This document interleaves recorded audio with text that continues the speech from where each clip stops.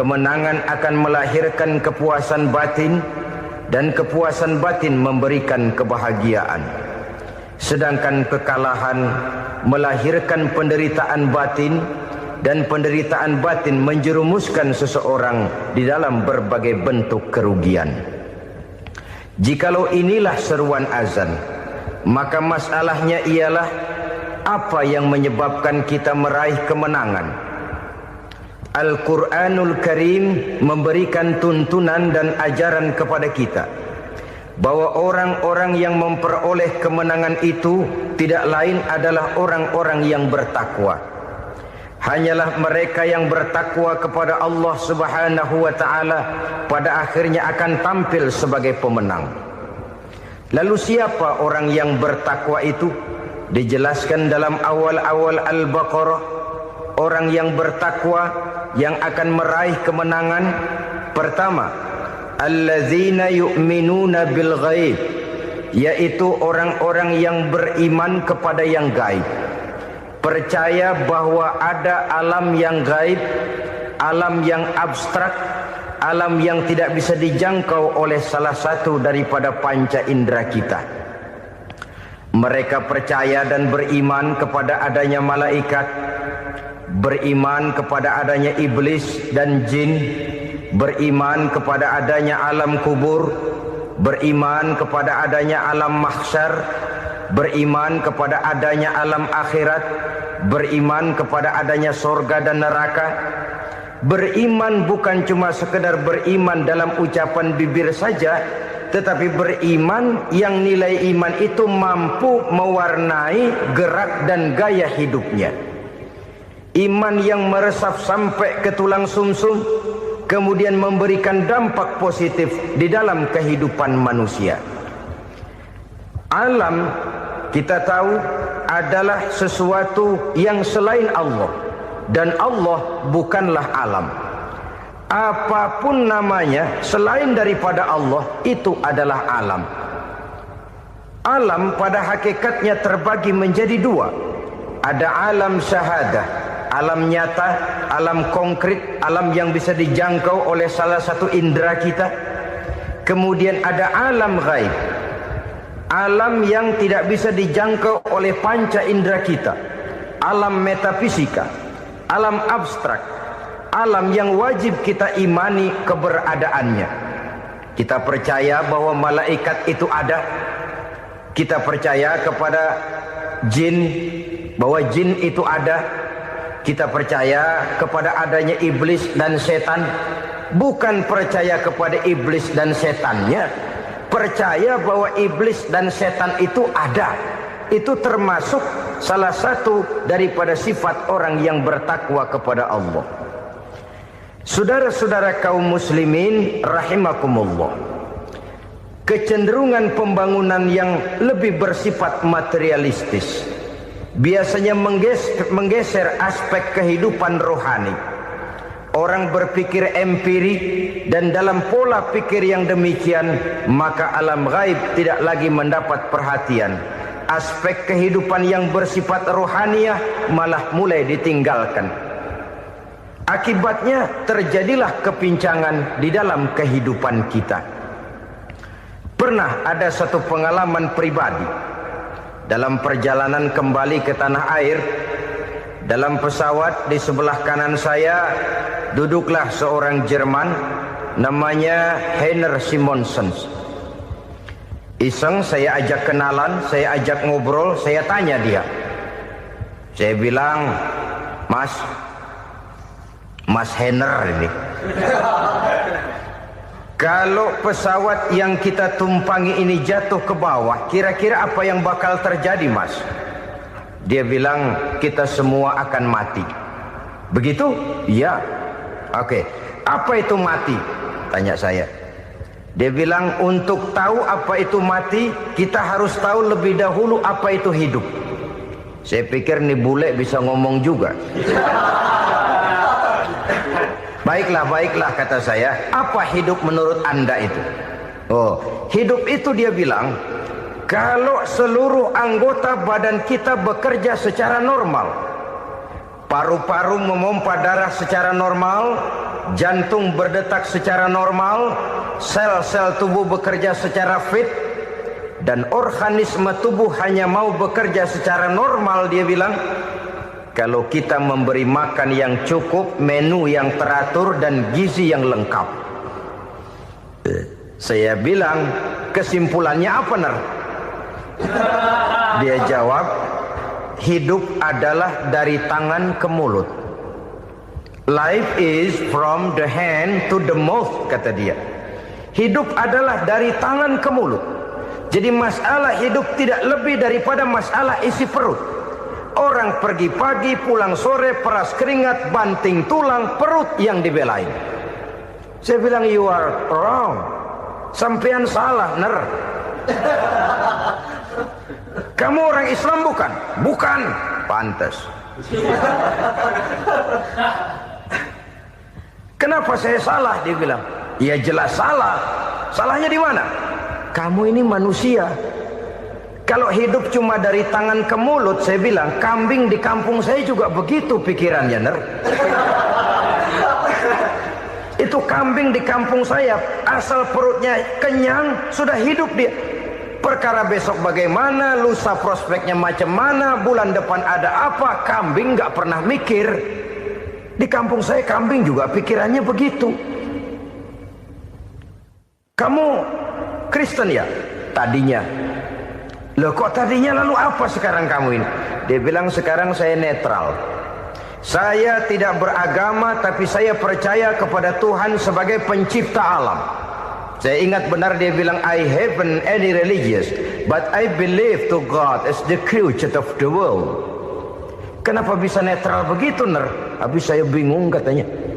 Islam bilang Islam baik, Kristen bilang Kristen baik, Hindu Buddha bilang Hindu Buddha baik, semua agama baik. Saya netral sekalian, nggak beragama. Yang penting saya percaya kepada Tuhan.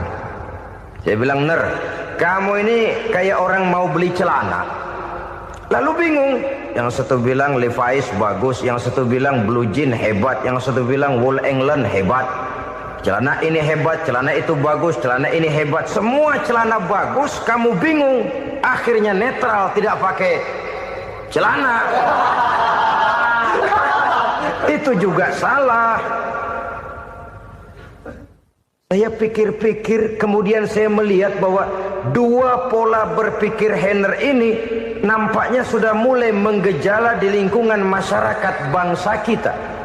Disadari atau tidak, secara jujur kita harus berkata, dua pola pemikiran Henner ini mulai berkembang di tengah masyarakat bangsa kita. Pertama, pola pikir materialisme. Hidup adalah dari tangan ke mulut. Masalah hidup tidak lebih masalah isi perut. Itu yang perlu dibela, dan disitulah arti kehidupan.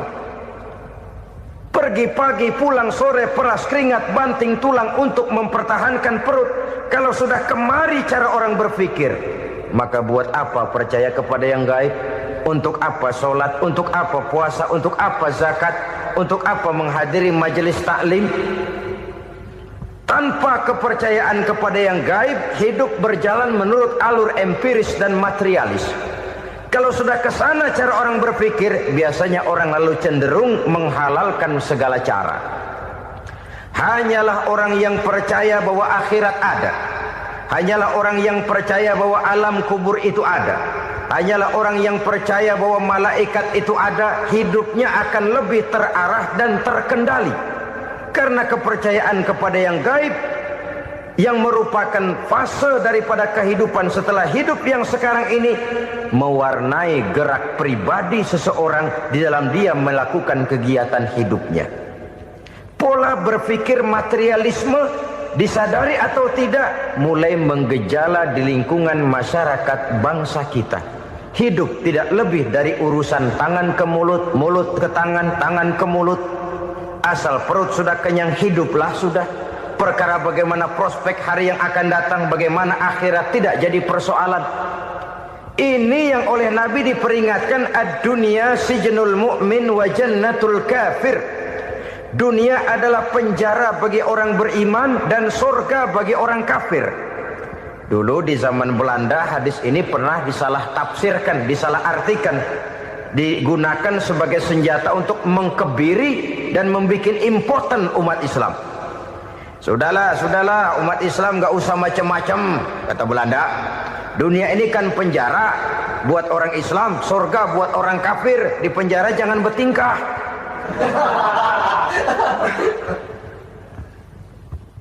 Pengertiannya tidak begitu. Dunia adalah penjara bagi orang mukmin. Artinya dalam kehidupan dunia seorang mukmin tidak bebas memperturutkan hawa nafsunya. Di penjara hawa nafsunya. Sebaliknya surga bagi orang-orang kafir. Buat orang kafir surgalah dunia ini. Mereka bebas memperturutkan hawa nafsunya. Dilarang tidak terlarang, dicegah pun tidak tercegah. Mereka hidup menurut alur bisikan nafsu mereka sendiri. Kemudian bila ajal datang, maut merenggut nyawa, selesailah surganya sampai di situ. Maka bagi orang-orang yang tidak percaya kepada adanya akhirat, kepada adanya alam gaib, surganya sebatas umurnya. Sekali lagi, surganya sebatas umurnya. Bila umur selesai, ajal pun datang merenggut nyawa, selesailah sudah surganya sampai di situ.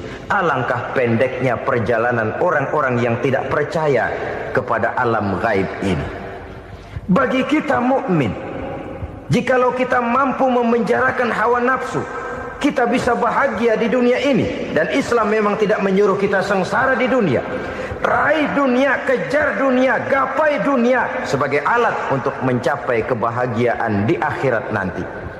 Hidup adalah satu perjalanan panjang yang terbentang sejak kita terlahir dari alam rahim sampai kepada alam akhirat nanti. Andai kata kita gagal meraih kebahagiaan di dunia, toh kita masih punya akhirat. Tapi jangan jadi dalil yang melemahkan semangat. Biarin dah kita di dunia kebelangsak, yang penting akhirat. Akhirnya dunia benar-benar kebelangsak. Bagaimana dunia ini bisa kita raih? Dan bagaimana meraih dunia untuk menunjang kepentingan akhirat nanti? Yang kedua, dari pikiran Heiner yang saya lihat menggejala di lingkungan masyarakat bangsa kita, timbulnya manusia-manusia netral. Seolah-olah Tuhan yes, agama no. Sama Tuhan percaya, agama ogah. Tuhan ngangguk, giliran agama godeng.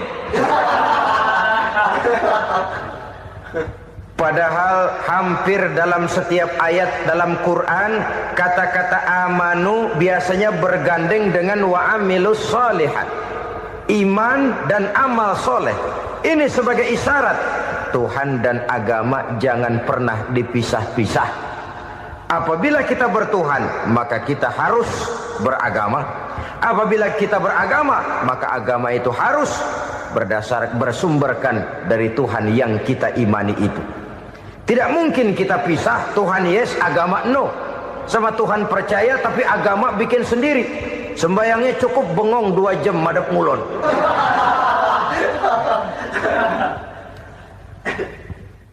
Saudara-saudara kaum muslimin rahimakumullah. Jadi dengan demikian, agama yang kita akui merupakan unsur mutlak di dalam pembangunan sekarang ini, merupakan bagian dari kehidupan yang menuntun kita bahwa di balik alam nyata ini, di balik alam syahadah ini ada alam gaib. Dan mudabbir, murabbi, yang mengatur, yang menguasai, yang memelihara baik dia alam nyata, baik dia alam gaib, tidak lain adalah Allah Subhanahu wa ta'ala. Di sana ada satu super power, satu maha kekuatan yang kita perlu bersandar kepadanya.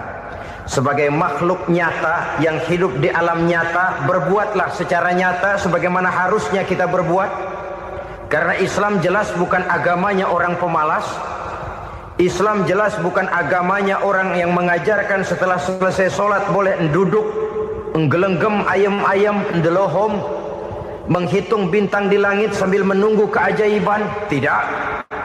Islam adalah agama yang mengajarkan apabila sholat sudah selesai kamu kerjakan, bertebaranlah di permukaan bumi, cari karunia Tuhanmu. Jangan hidup berpangku tangan menunggu keajaiban. Karena hidup bukan undian.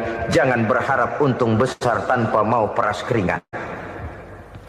Tapi di sebalik itu toh kita juga harus yakin bahwa di sisi usaha nyata yang kita lakukan ada satu super power, satu maha kekuatan gaib yang menentukan berhasil dan tidaknya usaha kita.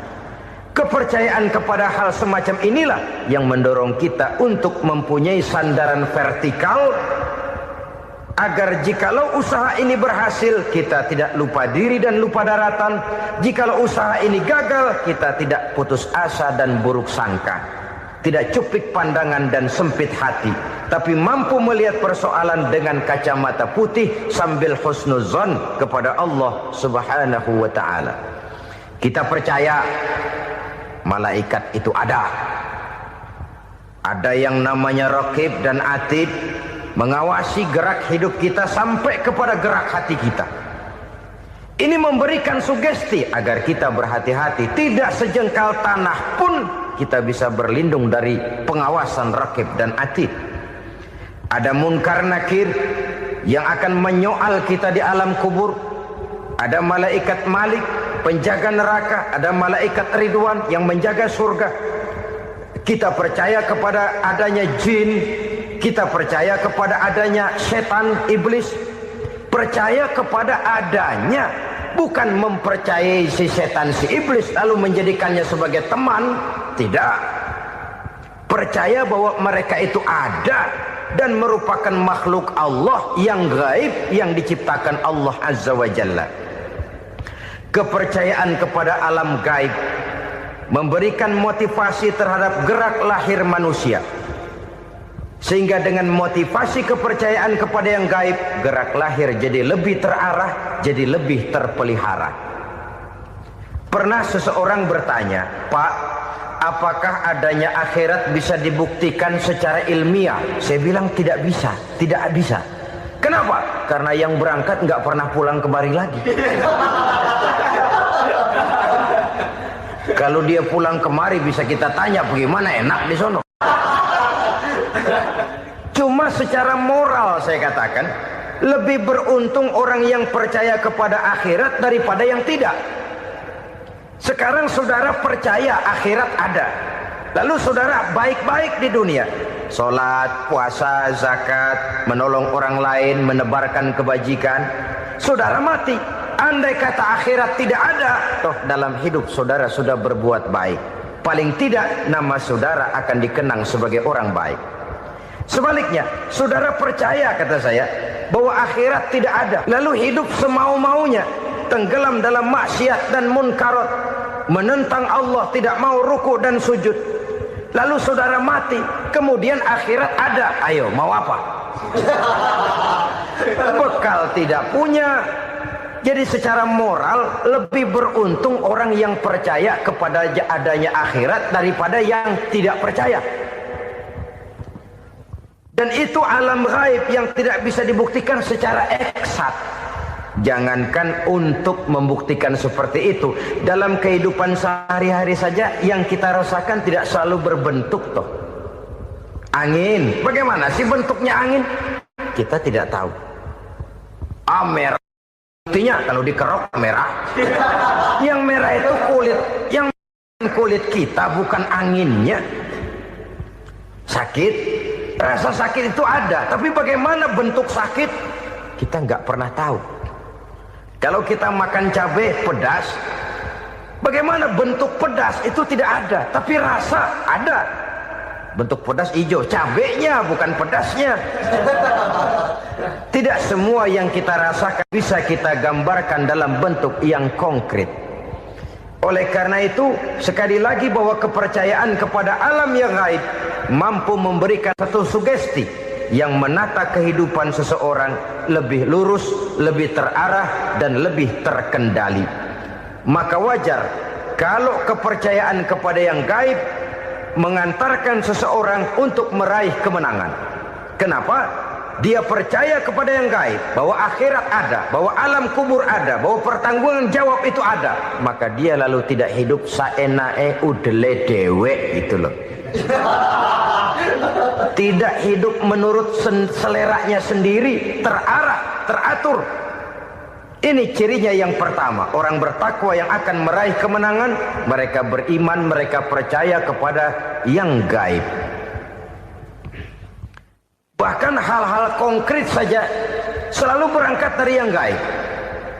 Saudara-saudara, para remaja, para pemuda sekarang ini tidak pernah tahu toh siapa yang akan jadi teman hidup saudara. Kita bisa saja ngerancang, mentargetkan, tapi toh akhirnya yang namanya jodoh bukan kekuasaan kita. Rezeki di luar kemampuan kita. Begitu juga ajal. Maut, jodoh, ajal adalah contoh-contoh konkret bahwa pada akhirnya yang gaiblah yang menentukan. Bertahun-tahun ngelancong, emang jodoh seret nggak jadi.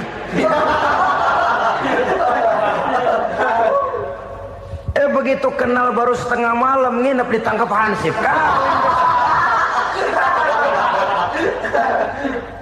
Hal-hal semacam itu kadang-kadang kita berpikir suuzon, gilet, perempuannya cakep banget, lakinya rebek amat.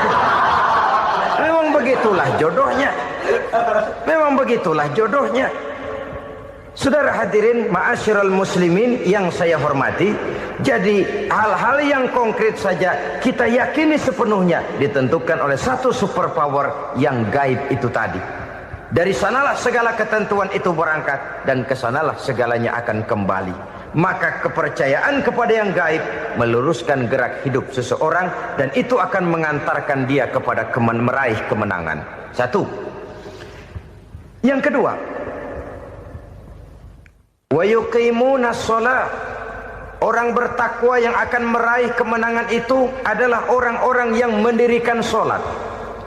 Kenapa sholat mengantarkan orang untuk meraih kemenangan? Yang jelas, inna sholata tanha anil fahsya'i wal munkar.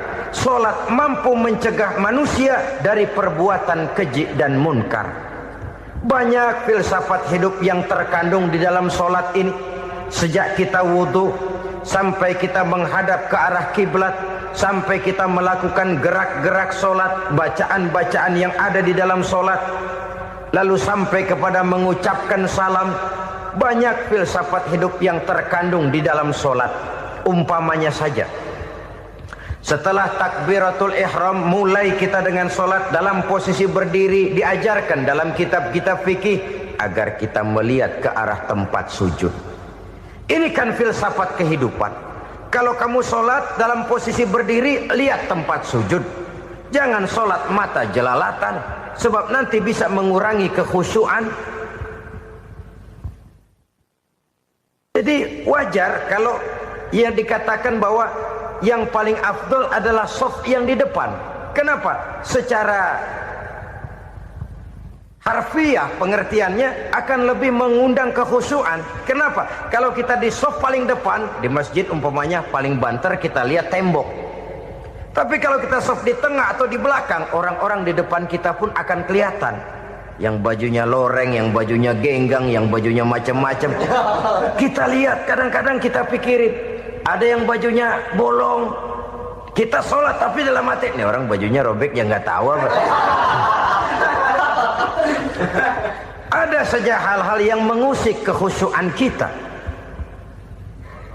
Oleh sebab itu diajarkan dalam posisi berdiri, lihat, arahkan pandangan matamu kepada tempat sujud. Ini kan filsafat kehidupan. Maksudnya apa? Kalau lagi diri lihat dong tempat sujud. Kalau udah di atas ingat dong sama yang bawah. Kalau sudah tinggi ingat dong dari mana kamu berangkat. Kalau sudah berkuasa bantu dong yang lemah. Kalau sudah kaya santuni dong yang miskin. Kalau sudah alim bimbing dong yang awam. Ini filsafat kehidupan. Dalam posisi berdiri kau lihat tempat sujud. Ini akan melahirkan kepekaan sosial di mana seseorang mau tahu kepada orang lainnya. Bagaimanapun kaya kita, tinggi pangkat dan jabatan kita, jikalau hidup hanya untuk kepentingan perut sendiri saja, rasanya belum membawa manfaat di dalam kehidupan kita. Tapi efek yang tertinggi sesungguhnya, sholat mencegah manusia dari perbuatan keji dan munkar. perbuatan keji dan munkar, walaupun kelihatannya mendatangkan uang, membawa keuntungan, tapi itu keuntungan semu, keuntungan sementara. Dengan menipu orang lain kita bisa dapat untung, tapi tidak membawa berkah, dan itu adalah kerugian besar dalam kehidupan kita. Maka untuk meraih kemenangan harus dimulai dengan membentuk kepribadian yang tegar, memiliki sandaran vertikal yang langsung kepada Allah Subhanahu wa ta'ala, dan itu hanya bisa kita tempuh melalui jalur ibadah formal yang sudah ditentukan Allah, yakni solat yang 5 waktu.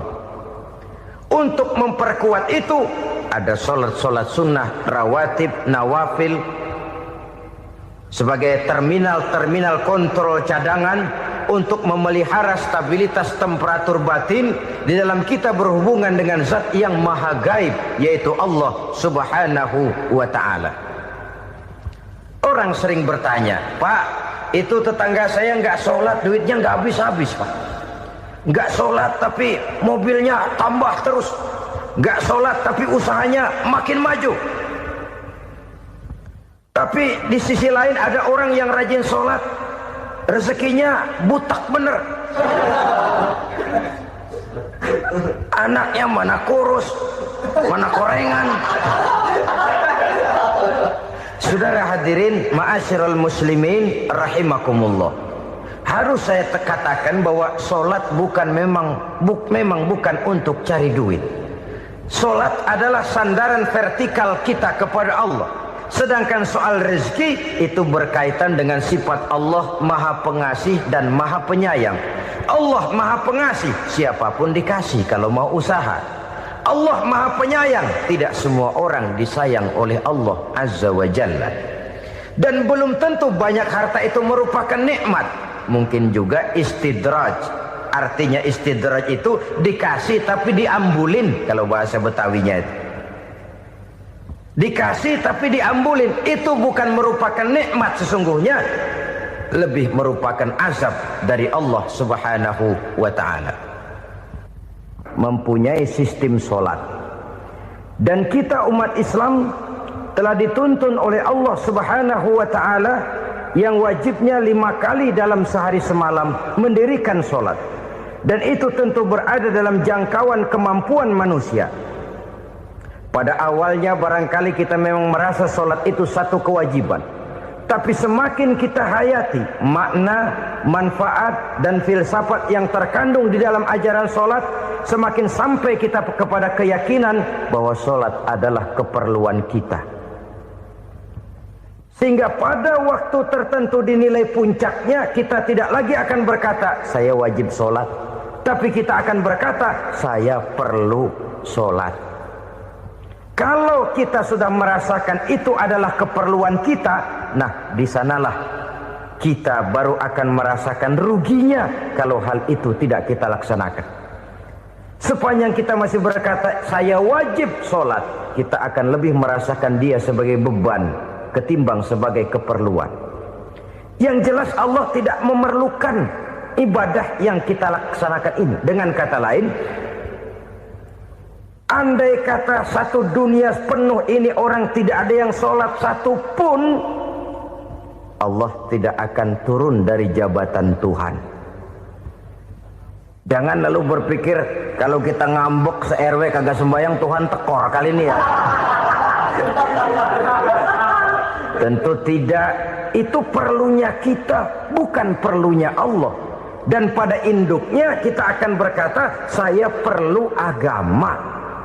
Kalau secara induk kita sudah memerlukan agama, maka konsep-konsep yang ada di dalam ajaran agama itu pun adalah juga merupakan keperluan kita. Baik dia bernama sholat, baik dia bernama puasa, baik dia bernama zakat, baik dia bernama haji, seluruhnya adalah keperluan kita. Dan sesuatu yang kita perlukan apabila tidak kita laksanakan akan melahirkan kerugian di dalam kehidupan. Jangan heran kalau kita membaca riwayat perjalanan hidup para salafus soleh, orang-orang soleh. Ada yang tahajud sampai 100 rakaat, ada yang sholat malam kakinya sampai bengkak. Kita sekalinya bengkak biri-biri. Ada yang sholat membaca surah dalam Al-Quran sampai khotam Quran. Kok mau? Mereka sudah merasakan itu keperluan. Itu saja soalnya. Satu saat pun jikalau kita merasa bahwa itu keperluan saya, kita pun akan melaksanakan seperti itu. Keperluan saya dalam kehidupan. Inilah yang kedua. Yang ketiga, orang bertakwa yang akan meraih kemenangan itu, wa mimma razaqnahum yunfikun. Mereka membelanjakan sebagian daripada rezeki yang diberikan Allah kepada mereka. Mereka infakkan di jalan Allah. Ada satu dialog menarik. Satu hari seorang anak muda bertemu dengan seorang kakek-kakek yang sudah dikenalnya baik. Bertanyalah anak muda ini, "Kek, umur kakek berapa tahun?" 15 tahun, kata si kakek. "Anak kakek berapa orang?" 1. "Harta kakek berapa banyak?" 15 juta. Si anak muda ini bengong. Lalu protes, "Kok kakek bohongin saya?" "Kenapa?"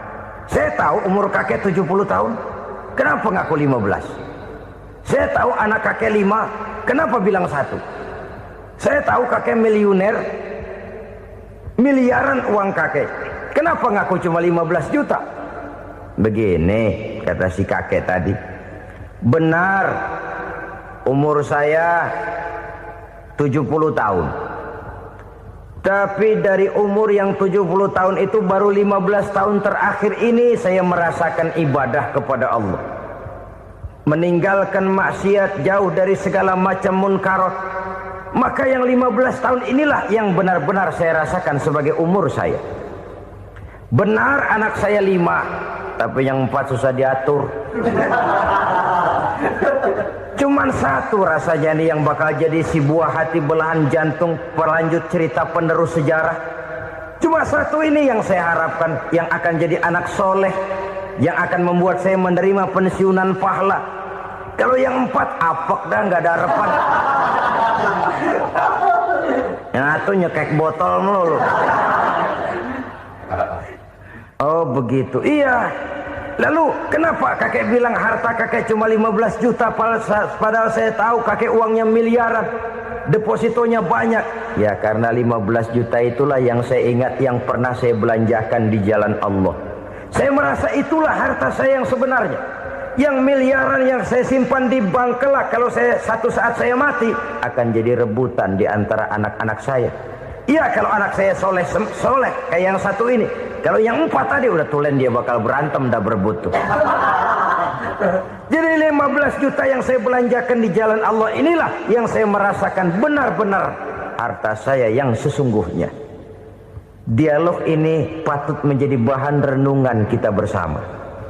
Diberikan kita umur 40, 50, 60, 70, 80. Berapa tahun dari umur yang diberikan itu yang jalan mulus, yang kita gunakan untuk melaksanakan ibadah? Banyak harta kita simpan di bank, di lemari, di dompet, di tas. Tapi berapa yang sudah kita depositokan di jalan Allah yang akan menemani kita di hari kita kembali nanti? Maka orang bertakwa yang akan meraih kemenangan, wa mimma razaqnahum yunfikun. Mereka membelanjakan sebagian dari rezeki yang diberikan Allah di jalan Allah Subhanahu wa ta'ala. Ma'asyiral muslimin rahimakumullah. Zahirnya memang kita memberikan kepada orang lain, tapi hakikatnya kita menyimpan untuk diri kita sendiri. Kita memberikan kepada yatim piatu 25.000. Zahirnya kita memberikan si yatim, hakikatnya kan kita cuma nyimpan. Saya berikan, titip kepadamu. Ini untuk saya di akhirat. Kau boleh belikan baju, kau boleh belikan untukmu makan, kau boleh bayarkan sekolahmu. Ini untuk saya, hakikatnya. Kita nyumbang masjid 1 juta. Zahirnya kita berikan kepada panitia masjid, tapi hakikatnya kan cuma titip. Titip 1 juta ya untuk saya di alam kubur nanti. Silahkan kau boleh belikan semen, ini uang, belikan besi, belikan pasir. Saya cuma sekedar titip untuk kepentingan saya. Hakikatnya kita cuma sekedar menitip. Sebagaimanapun pada hakikatnya, apapun yang kita miliki dalam kehidupan kan cuma sekedar hak guna pakai, bukan hak milik mutlak. Harta kita, rumah kita, kendaraan kita, kebun kita, pabrik kita, hak guna pakai saja. Hak milik mutlak cuma untuk Allah Subhanahu wa ta'ala. Saudara-saudara kaum muslimin rahimakumullah, ini yang ketiga. Kemudian yang keempat, orang-orang bertakwa yang akan meraih kemenangan, allazina yu'minuna bima unzila ilaika. Mereka yang beriman, mereka yang percaya kepada apa yang telah diturunkan kepadamu Muhammad, ay Al-Quran, yakni Al-Quranul Karim. Setelah percaya kepada yang gaib, mendirikan solat, kemudian menginfakkan sebagian dari rezeki yang diberikan Allah, mereka juga lalu percaya kepada yang diturunkan terhadap Nabi, yaitu tidak lain Al-Quranul Karim. Sekali lagi di sini, percaya bukan hanya sekedar percaya saja, tetapi percaya lalu menjadikan Al-Quran itu sebagai pedoman hidup. Sebab memang Al-Quran itu adalah GBHM, garis-garis besar haluan muslim. Apa yang harus kita lakukan, apa yang harus tidak kita lakukan, bagaimana mestinya kita bertingkah laku dan berbuat, seluruhnya tercantum di dalam Al-Quranul Karim. Itu sebabnya ketika satu hari Aisyah ditanya bagaimana akhlak Rasul, beliau menjawab, kana Rasulullah sallallahu alaihi wasallam khuluquhul Quran. Akhlak daripada Rasulullah tidak lain adalah Al-Quran. Jawaban simpel ini memberikan gambaran bahwa keseluruhan daripada konsepsi Quran sudah diterjemahkan dalam kehidupan Rasulullah sallallahu alaihi wasallam. Karena kita tahu akhlak adalah keseluruhan dari gerak hidup manusia. Sejak ia berpribadi, berumah tangga, bertetangga, bermasyarakat, sampai kepada berbangsa dan bernegara, Al-Quran tetap memberikan sentuhan nilainya. Oleh karenanya, orang-orang yang bertakwa adalah orang-orang yang menjadikan Al-Quran sebagai pedoman dalam kehidupannya.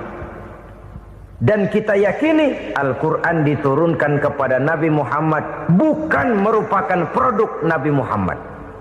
Isi dan redaksinya langsung dari Allah Subhanahu wa ta'ala.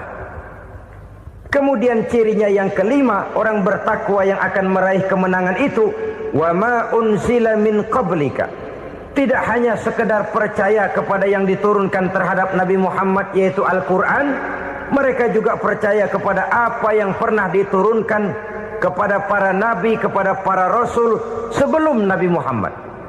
Percaya kepada adanya suhuf, percaya kepada adanya Taurat, percaya kepada adanya Injil, percaya bahwa Allah dahulunya sudah menurunkan Taurat kepada Musa, percaya bahwa Allah sudah menurunkan Injil kepada Isa, percaya Injil ada, Taurat ada, diturunkan Allah untuk Isa dan Musa, tetapi tidak wajib mengamalkannya karena kita sudah diberikan Al-Quranul Karim.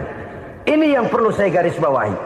Kita percaya Allah telah menurunkan Injil dahulu kepada Isa. Kita percaya bahwa Allah telah menurunkan Taurat dahulunya kepada Nabi Musa. Kadang-kadang ini dijadikan dalih, dikacaukan pengertiannya. Quran saja mengajarkan bahwa orang yang bertakwa harus percaya kepada Injil, maka pakailah Injil. Apalagi kalau ayat sebelumnya ditilap, dihapus, dihilangkan, Injilnya yang ditekankan, maka akan terjadilah penekanan yang salah arah. Karena salah arah akhirnya bisa merusak dan menghancurkan akidah. Ketika Rasul suatu saat pernah ditanya orang, "Ya Rasul, bagaimana sikap kita sebagai muslim terhadap Injil yang ada sekarang?" Beliau menjawab, "La tukadzibuhu jami'an wa la tusaddiquhu jami'an." Jangan didustakan seluruhnya, jangan juga dibenarkan semuanya. Artinya, ini sudah merupakan gambaran dari Rasul bahwa dalam Injil yang ada sekarang masih ada ajaran-ajaran tauhid yang dibawa oleh Nabi Isa dan diajarkan kepada umatnya. Tapi juga dalam Injil yang sekarang ini sudah terkena intervensi dan investasi manusiawi.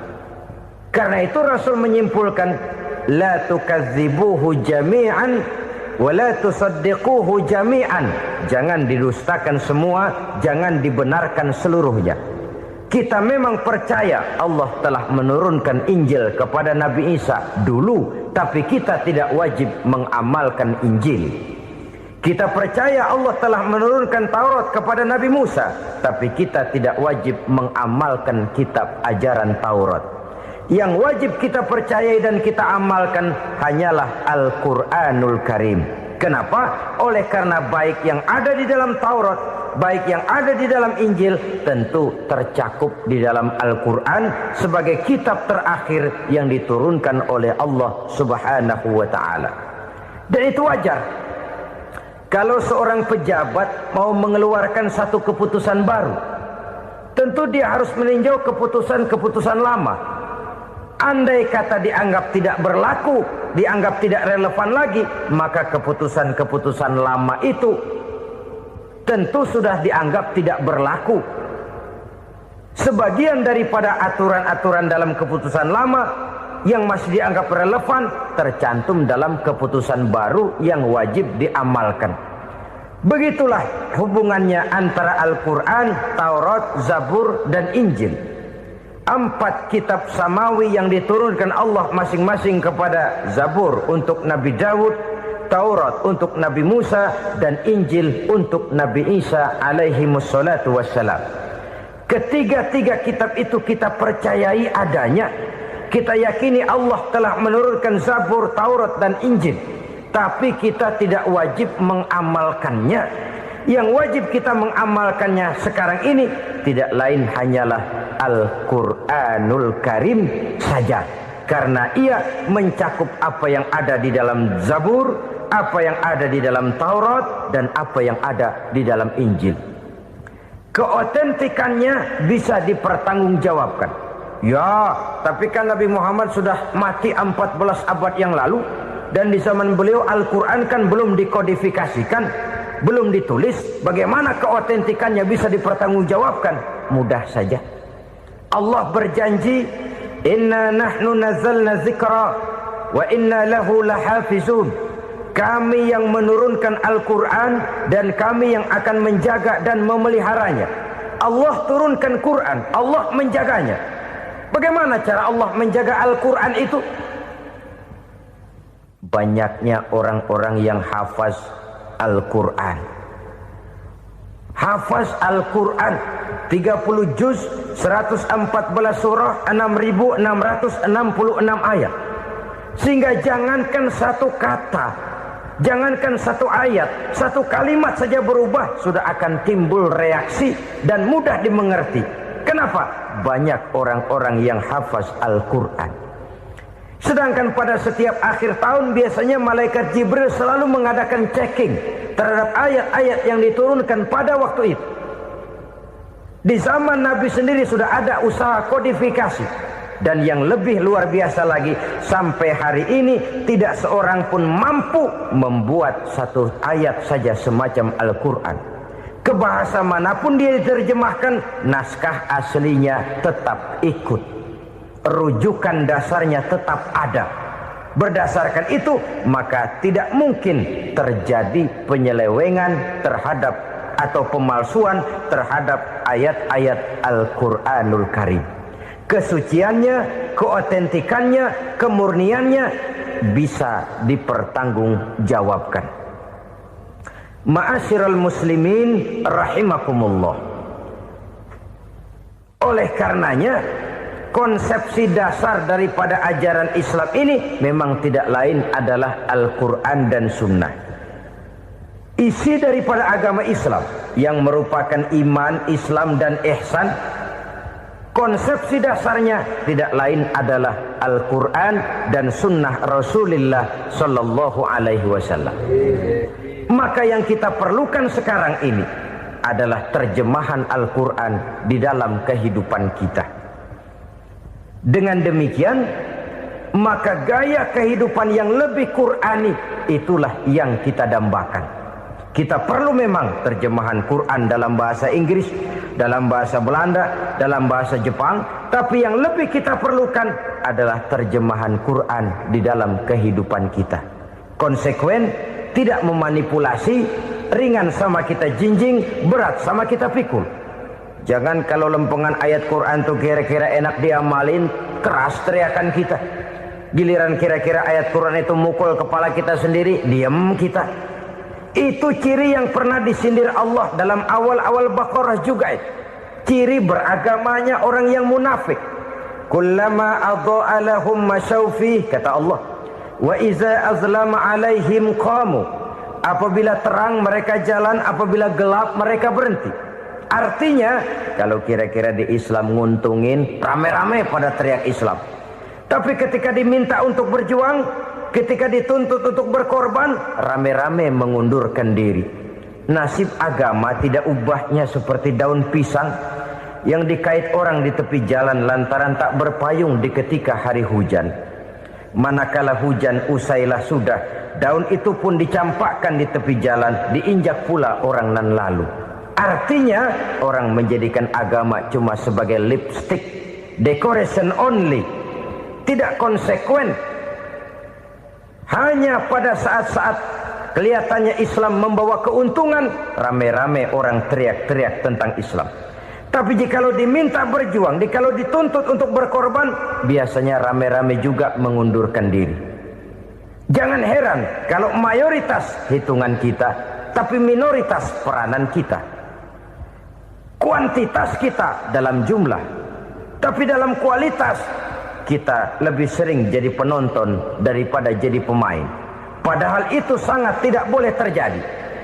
Umat Islam di Indonesia harus bangkit. Umat Islam di Indonesia harus sadar akan keberadaannya. Tidak boleh hanya jadi penonton berpangku tangan. Karena memang agama kita juga mengajarkan untuk konsekuen di dalam menjabarkan ajaran-ajaran daripada agama kita. Kita sering jatuh menjadi umat yang lemah oleh karena kita ini tidak pandai menggalang kebersamaan yang diakibatkan tidak konsekuennya kita.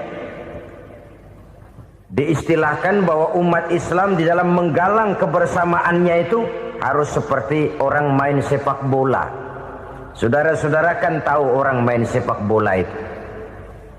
Orang main sepak bola, kalau pertandingan belum dimulai sih silakan saja kumpul di luar lapangan, atur strategi yang baik. Tapi kalau pertandingan sudah dimulai, turun ke lapangan hijau, jangan kumpul terus. Ada sepak bola gotong royong, mundur-mundur rame-rame, depan ke depan kumpul melulu mainnya. Kalah. Orang main sepak bola itu ya harus ada penyerang tengah, harus ada penjaga gawang, harus ada strikernya, harus ada kiri luarnya, kanan dalamnya yang jadi backnya. Posisi boleh bermacam-macam, tapi yang penting saling ngoper untuk menggolkan gawang lawan.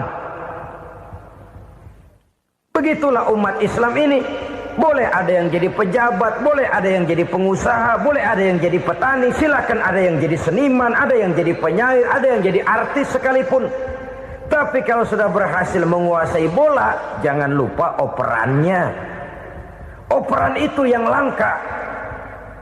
Kita ini muslim kadang-kadang kalau sudah memegang menguasai bola, kalau belum mau mampus, belum mau ngoper. Nanti kalau sudah nggak punya bola, baru mau ngoper. Kalau sudah dengar-dengar mau dekat pensiun, baru mau jihad, baru mau berjuang, baru mau ngurus pesantren. Tanda tangan sudah tidak laku, memo sudah tidak dihargai, baru mau berjuang. Kemarin kemana mas? Kita tidak pandai memanfaatkan posisi. Dengan kata lain, kalau kembali kepada persoalan kita, konsekuensi kita terhadap agama yang kita anut ini belum ideal. Kita masih lebih sering berislam ini pada saat-saat yang menurut perhitungan kita membawa keuntungan. Tapi kalau diminta berjuang, dituntut berkorban, yang itu pun hakikatnya adalah untuk kepentingan kita juga.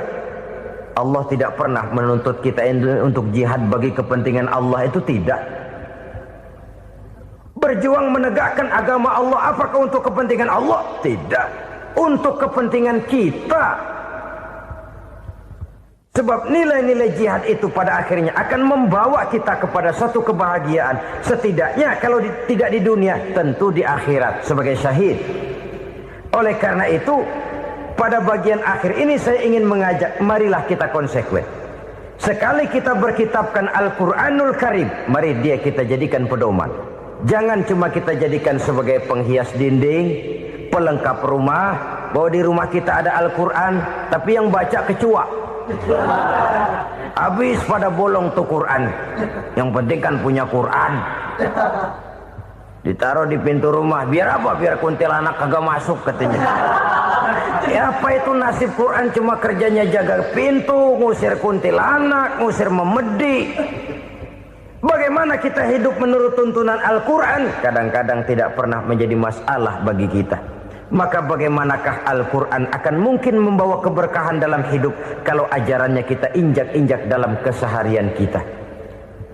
Mewujudkan gaya hidup yang lebih Qurani, itulah yang akan kita rintis di dalam kehidupan kita, bertahap, step by step, menurut kemampuan yang ada pada kita. Jika jalan ini tidak bisa kita selesaikan, percayalah akan ada generasi penerus yang akan melanjutkan usaha dan cita-cita mulia itu. Jadi percaya kepada Taurat, percaya kepada Injil, sekadar percaya Allah dahulunya sudah menurunkan itu, tapi kita tidak wajib mengamalkannya. Kenapa? Generasi Injil masa berlakunya sudah kedaluarsa. Taurat masa berlakunya sudah kedaluarsa.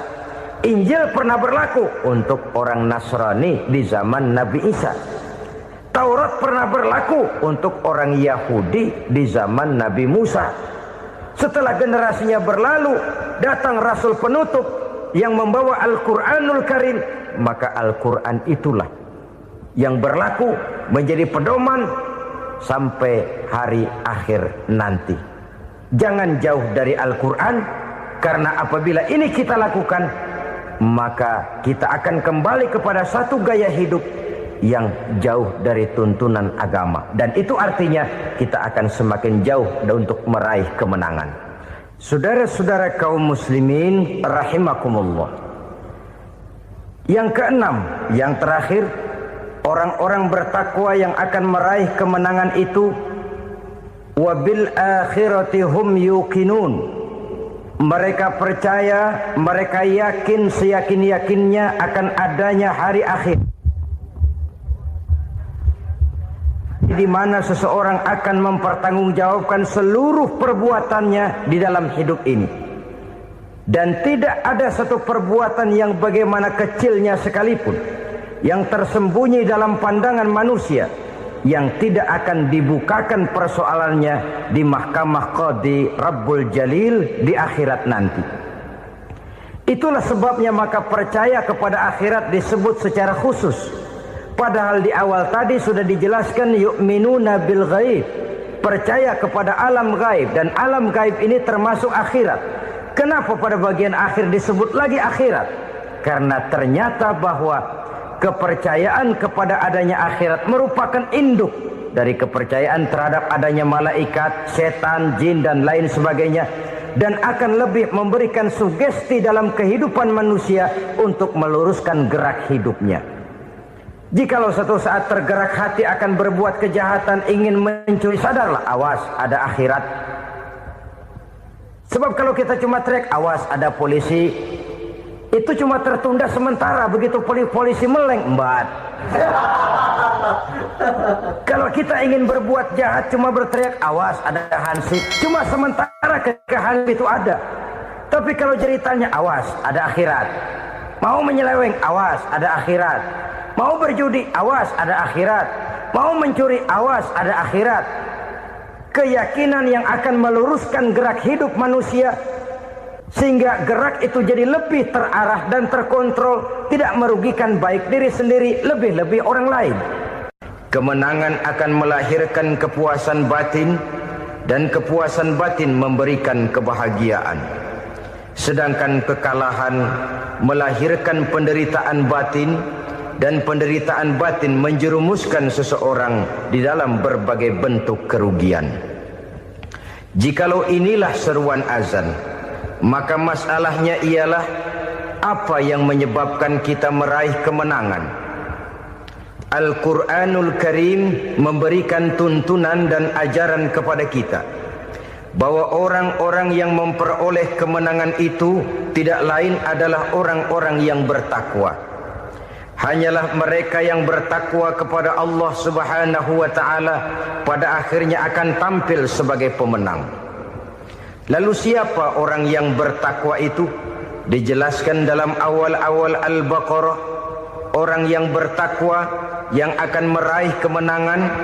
Pertama, allazina yu'minuna bil ghaib, yaitu orang-orang yang beriman kepada yang gaib.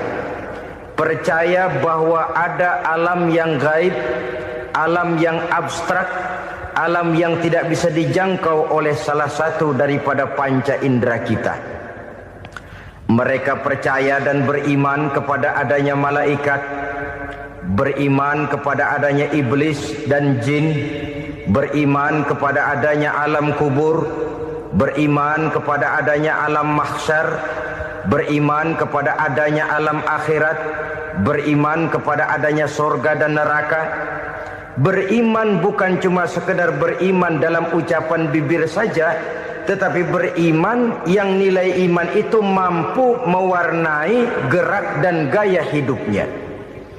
Iman yang meresap sampai ke tulang sumsum, kemudian memberikan dampak positif di dalam kehidupan manusia. Alam, kita tahu, adalah sesuatu yang selain Allah, dan Allah bukanlah alam. Apapun namanya selain daripada Allah, itu adalah alam. Alam pada hakikatnya terbagi menjadi dua. Ada alam syahadah, alam nyata, alam konkret, alam yang bisa dijangkau oleh salah satu indera kita. Kemudian ada alam ghaib, alam yang tidak bisa dijangkau oleh panca indera kita, alam metafisika, alam abstrak, alam yang wajib kita imani keberadaannya. Kita percaya bahwa malaikat itu ada, kita percaya kepada jin, bahwa jin itu ada, kita percaya kepada adanya iblis dan setan. Bukan percaya kepada iblis dan setannya, percaya bahwa iblis dan setan itu ada. Itu termasuk salah satu daripada sifat orang yang bertakwa kepada Allah.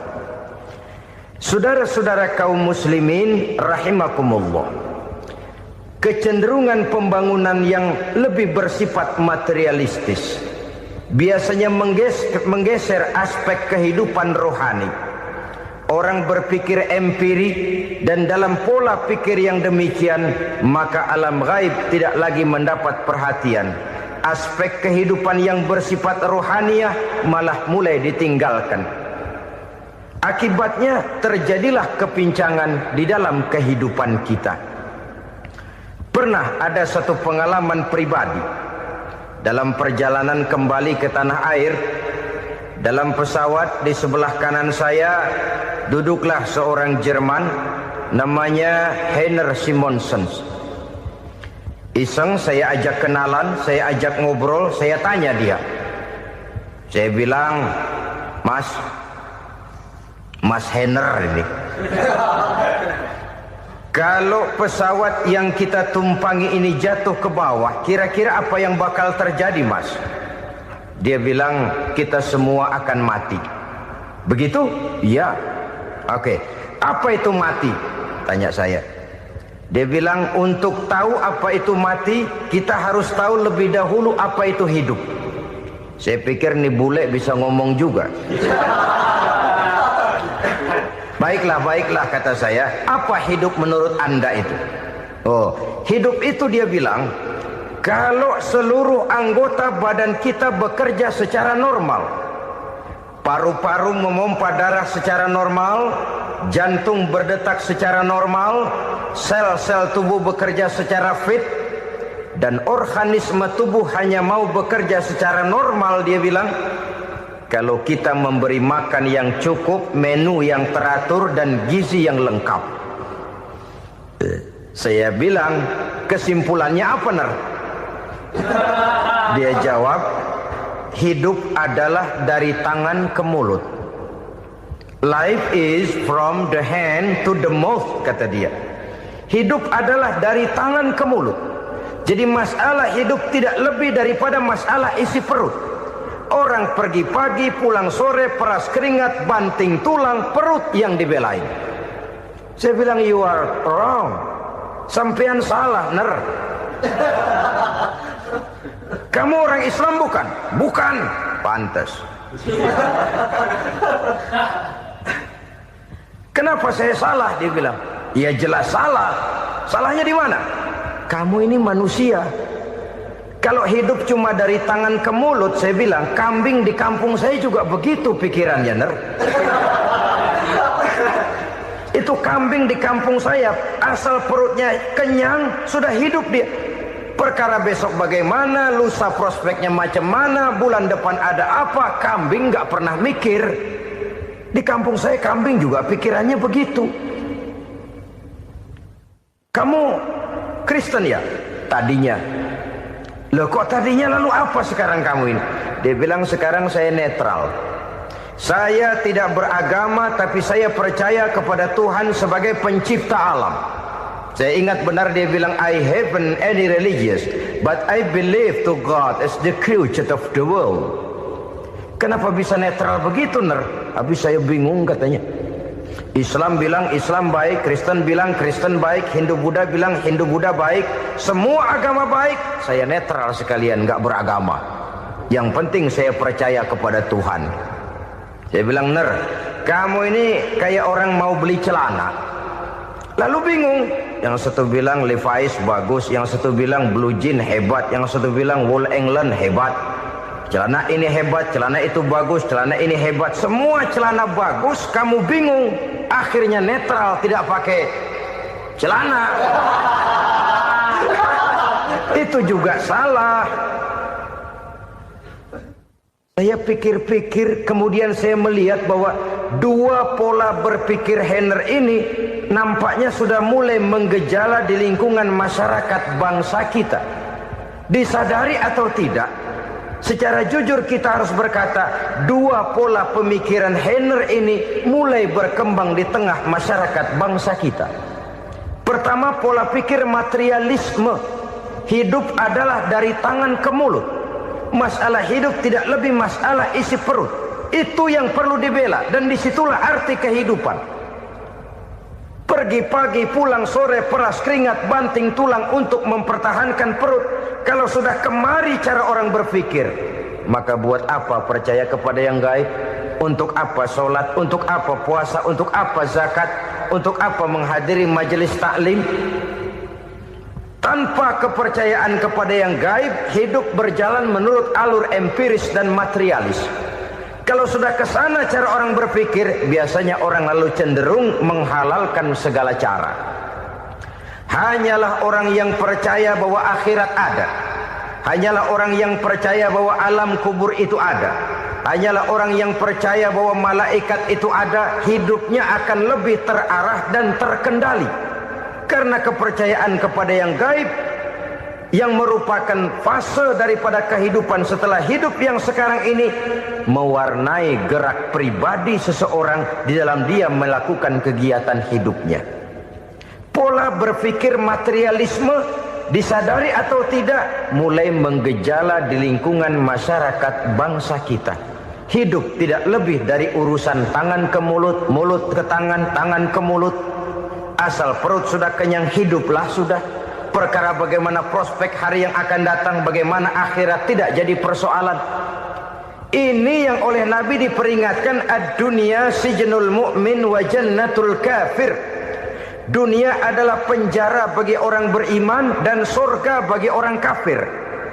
Dulu di zaman Belanda hadis ini pernah disalah tafsirkan, disalah artikan, digunakan sebagai senjata untuk mengkebiri dan membuat impoten umat Islam.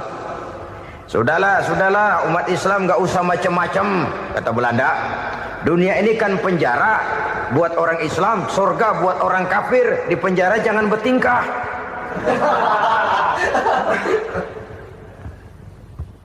Pengertiannya tidak begitu. Dunia adalah penjara bagi orang mukmin. Artinya dalam kehidupan dunia seorang mukmin tidak bebas memperturutkan hawa nafsunya. Di penjara hawa nafsunya. Sebaliknya surga bagi orang-orang kafir. Buat orang kafir surgalah dunia ini. Mereka bebas memperturutkan hawa nafsunya. Dilarang tidak terlarang, dicegah pun tidak tercegah. Mereka hidup menurut alur bisikan nafsu mereka sendiri.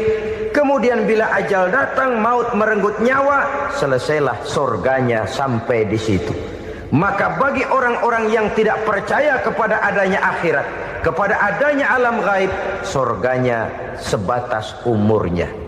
Sekali lagi, surganya sebatas umurnya. Bila umur selesai, ajal pun datang merenggut nyawa, selesailah sudah surganya sampai di situ.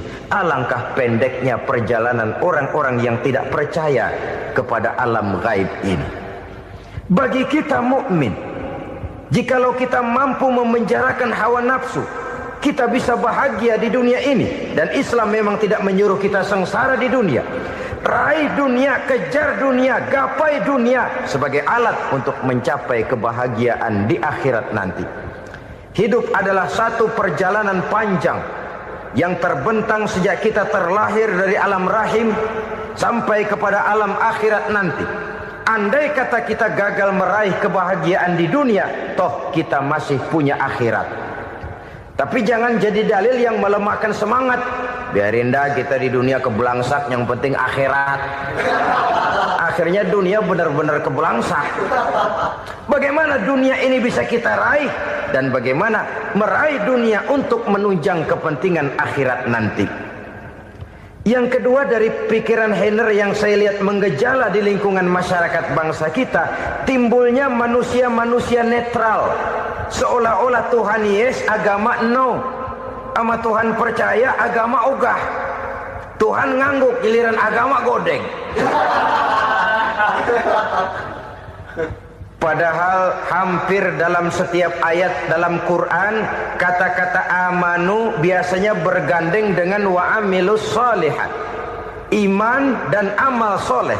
Ini sebagai isyarat Tuhan dan agama jangan pernah dipisah-pisah. Apabila kita bertuhan, maka kita harus beragama. Apabila kita beragama, maka agama itu harus bersumberkan dari Tuhan yang kita imani itu. Tidak mungkin kita pisah, Tuhan yes, agama no. Sama Tuhan percaya tapi agama bikin sendiri. Sembayangnya cukup bengong 2 jam madep ngulon.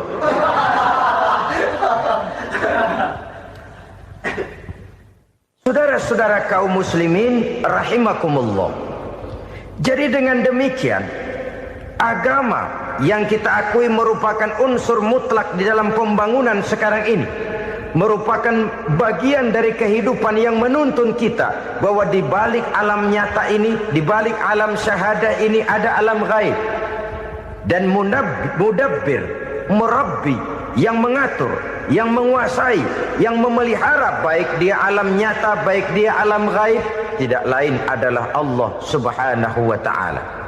Di sana ada satu super power, satu maha kekuatan yang kita perlu bersandar kepadanya. Sebagai makhluk nyata yang hidup di alam nyata, berbuatlah secara nyata sebagaimana harusnya kita berbuat. Karena Islam jelas bukan agamanya orang pemalas. Islam jelas bukan agamanya orang yang mengajarkan setelah selesai sholat boleh duduk, nggelenggem ayam-ayam, ndelohom, menghitung bintang di langit sambil menunggu keajaiban. Tidak. Islam adalah agama yang mengajarkan apabila sholat sudah selesai kamu kerjakan, bertebaranlah di permukaan bumi, cari karunia Tuhanmu. Jangan hidup berpangku tangan menunggu keajaiban. Karena hidup bukan undian. Jangan berharap untung besar tanpa mau peras keringat. Tapi di sebalik itu toh kita juga harus yakin bahwa di sisi usaha nyata yang kita lakukan ada satu super power, satu maha kekuatan gaib yang menentukan berhasil dan tidaknya usaha kita. Kepercayaan kepada hal semacam inilah yang mendorong kita untuk mempunyai sandaran vertikal, agar jikalau usaha ini berhasil, kita tidak lupa diri dan lupa daratan. Jikalau usaha ini gagal, kita tidak putus asa dan buruk sangka, tidak cuplik pandangan dan sempit hati, tapi mampu melihat persoalan dengan kacamata putih sambil husnuzon kepada Allah Subhanahu wa ta'ala. Kita percaya malaikat itu ada. Ada yang namanya raqib dan atid, mengawasi gerak hidup kita sampai kepada gerak hati kita. Ini memberikan sugesti agar kita berhati-hati. Tidak sejengkal tanah pun kita bisa berlindung dari pengawasan raqib dan atid. Ada munkar nakir yang akan menyoal kita di alam kubur. Ada malaikat Malik, penjaga neraka. Ada malaikat Ridwan yang menjaga surga. Kita percaya kepada adanya jin. Kita percaya kepada adanya setan, iblis. Percaya kepada adanya, bukan mempercayai si setan, si iblis lalu menjadikannya sebagai teman. Tidak. Percaya bahwa mereka itu ada dan merupakan makhluk Allah yang gaib, yang diciptakan Allah Azza wa Jalla. Kepercayaan kepada alam gaib memberikan motivasi terhadap gerak lahir manusia, sehingga dengan motivasi kepercayaan kepada yang gaib, gerak lahir jadi lebih terarah, jadi lebih terpelihara. Pernah seseorang bertanya, "Pak, apakah adanya akhirat bisa dibuktikan secara ilmiah?" Saya bilang tidak bisa, tidak bisa. Kenapa? Karena yang berangkat nggak pernah pulang kembali lagi. Kalau dia pulang kemari bisa kita tanya bagaimana enak di sono. Cuma secara moral saya katakan, lebih beruntung orang yang percaya kepada akhirat daripada yang tidak. Sekarang saudara percaya akhirat ada, lalu saudara baik-baik di dunia, sholat, puasa, zakat, menolong orang lain, menebarkan kebajikan. Saudara mati, andai kata akhirat tidak ada, toh dalam hidup saudara sudah berbuat baik. Paling tidak nama saudara akan dikenang sebagai orang baik. Sebaliknya, saudara percaya, kata saya, bahwa akhirat tidak ada, lalu hidup semau-maunya, tenggelam dalam maksiat dan munkarat, menentang Allah, tidak mau ruku dan sujud. Lalu saudara mati, kemudian akhirat ada. Ayo, mau apa?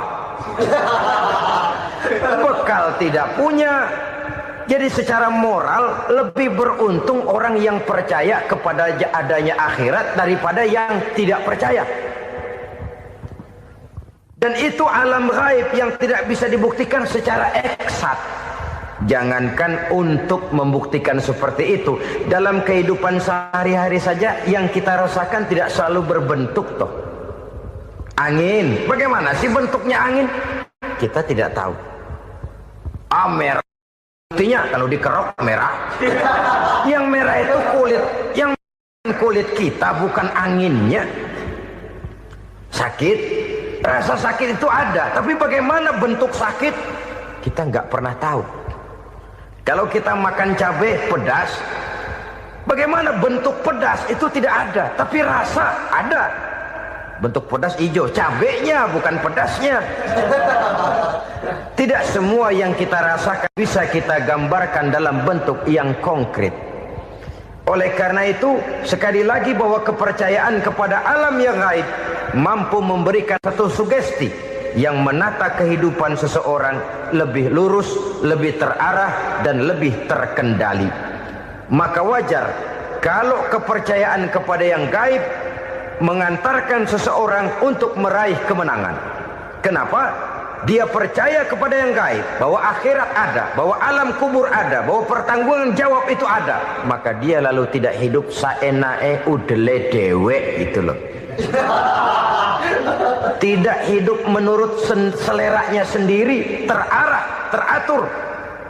Ini cirinya yang pertama, orang bertakwa yang akan meraih kemenangan, mereka beriman, mereka percaya kepada yang gaib. Bahkan hal-hal konkret saja selalu berangkat dari yang gaib. Saudara-saudara, para remaja, para pemuda sekarang ini tidak pernah tahu toh siapa yang akan jadi teman hidup saudara. Kita bisa saja ngerancang, mentargetkan, tapi toh akhirnya yang namanya jodoh bukan kekuasaan kita. Rezeki di luar kemampuan kita. Begitu juga ajal. Maut, jodoh, ajal adalah contoh-contoh konkret bahwa pada akhirnya yang gaiblah yang menentukan. Bertahun-tahun ngelancong, emang jodoh seret, nggak jadi.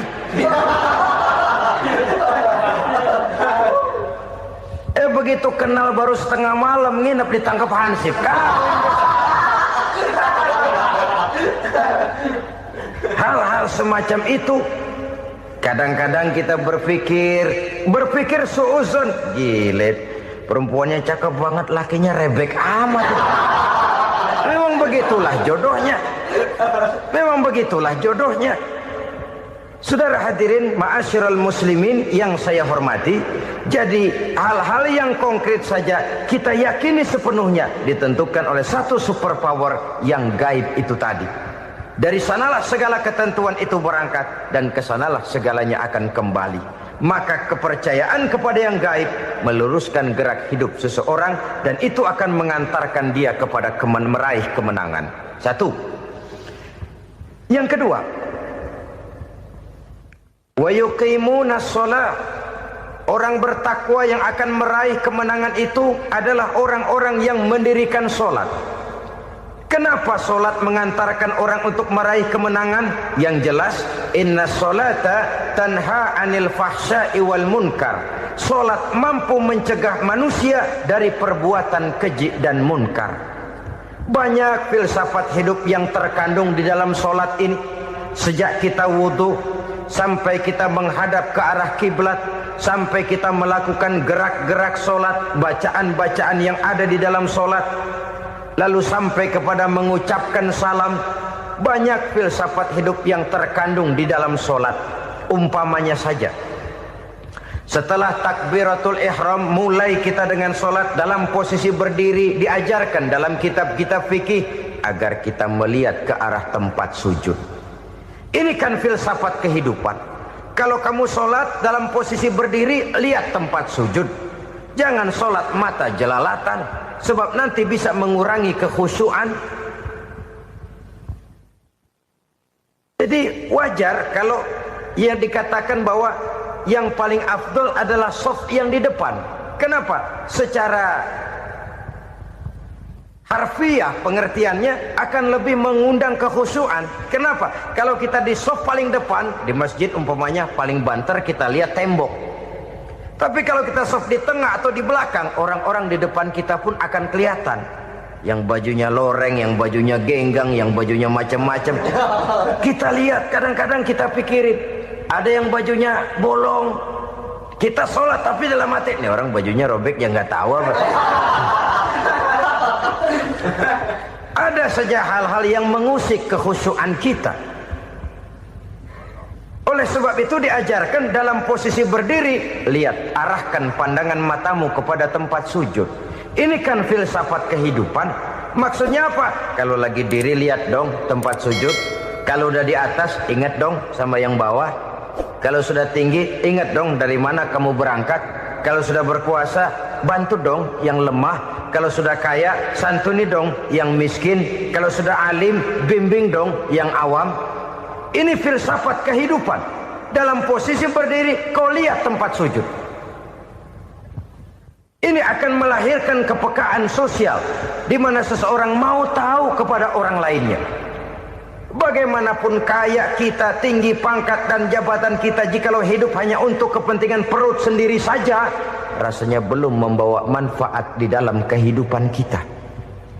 Tapi efek yang tertinggi sesungguhnya, sholat mencegah manusia dari perbuatan keji dan munkar. perbuatan keji dan munkar, walaupun kelihatannya mendatangkan uang, membawa keuntungan, tapi itu keuntungan semu, keuntungan sementara. Dengan menipu orang lain kita bisa dapat untung, tapi tidak membawa berkah, dan itu adalah kerugian besar dalam kehidupan kita. Maka untuk meraih kemenangan harus dimulai dengan membentuk kepribadian yang tegar, memiliki sandaran vertikal yang langsung kepada Allah Subhanahu wa ta'ala, dan itu hanya bisa kita tempuh melalui jalur ibadah formal yang sudah ditentukan Allah, yakni sholat yang 5 waktu. Untuk memperkuat itu ada sholat sunnah, rawatib, nawafil sebagai terminal kontrol cadangan untuk memelihara stabilitas temperatur batin di dalam kita berhubungan dengan zat yang maha gaib, yaitu Allah Subhanahu wa ta'ala. Orang sering bertanya, Pak, itu tetangga saya nggak sholat, duitnya nggak habis-habis, Pak. Nggak sholat tapi mobilnya tambah terus, nggak sholat tapi usahanya makin maju.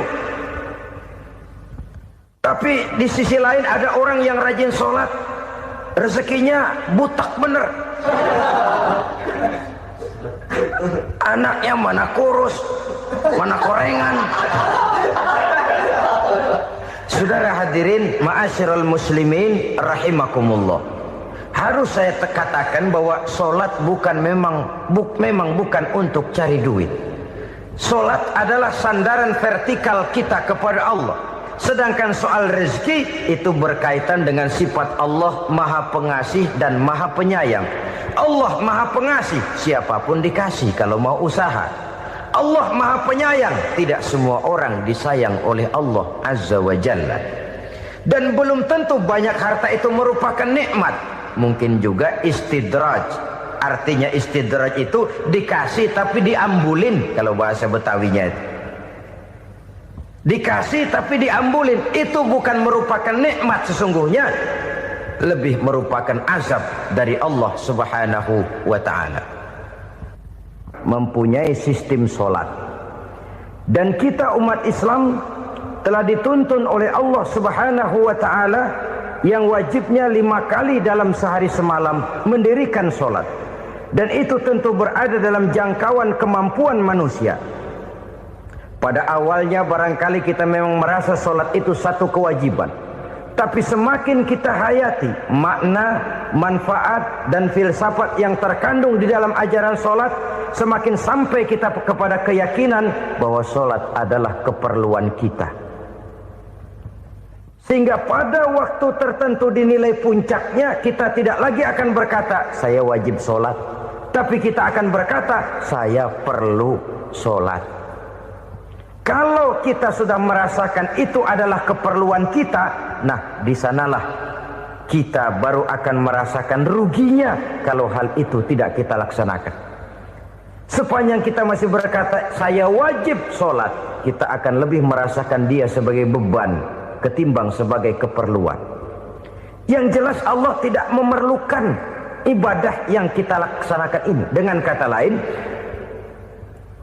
andai kata satu dunia penuh ini orang tidak ada yang sholat satu pun, Allah tidak akan turun dari jabatan Tuhan.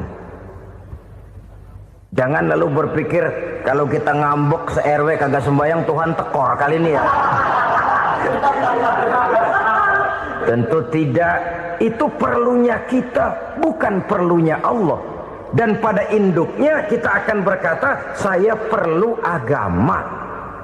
Kalau secara induk kita sudah memerlukan agama, maka konsep-konsep yang ada di dalam ajaran agama itu pun adalah juga merupakan keperluan kita. Baik dia bernama sholat, baik dia bernama puasa, baik dia bernama zakat, baik dia bernama haji, seluruhnya adalah keperluan kita. Dan sesuatu yang kita perlukan apabila tidak kita laksanakan akan melahirkan kerugian di dalam kehidupan. Jangan heran kalau kita membaca riwayat perjalanan hidup para salafus soleh, orang-orang soleh. Ada yang tahajud sampai 100 rakaat, ada yang sholat malam kakinya sampai bengkak. Kita sekalinya bengkak biri-biri. Ada yang sholat membaca surah dalam Al-Quran sampai khotam Quran. Kok mau?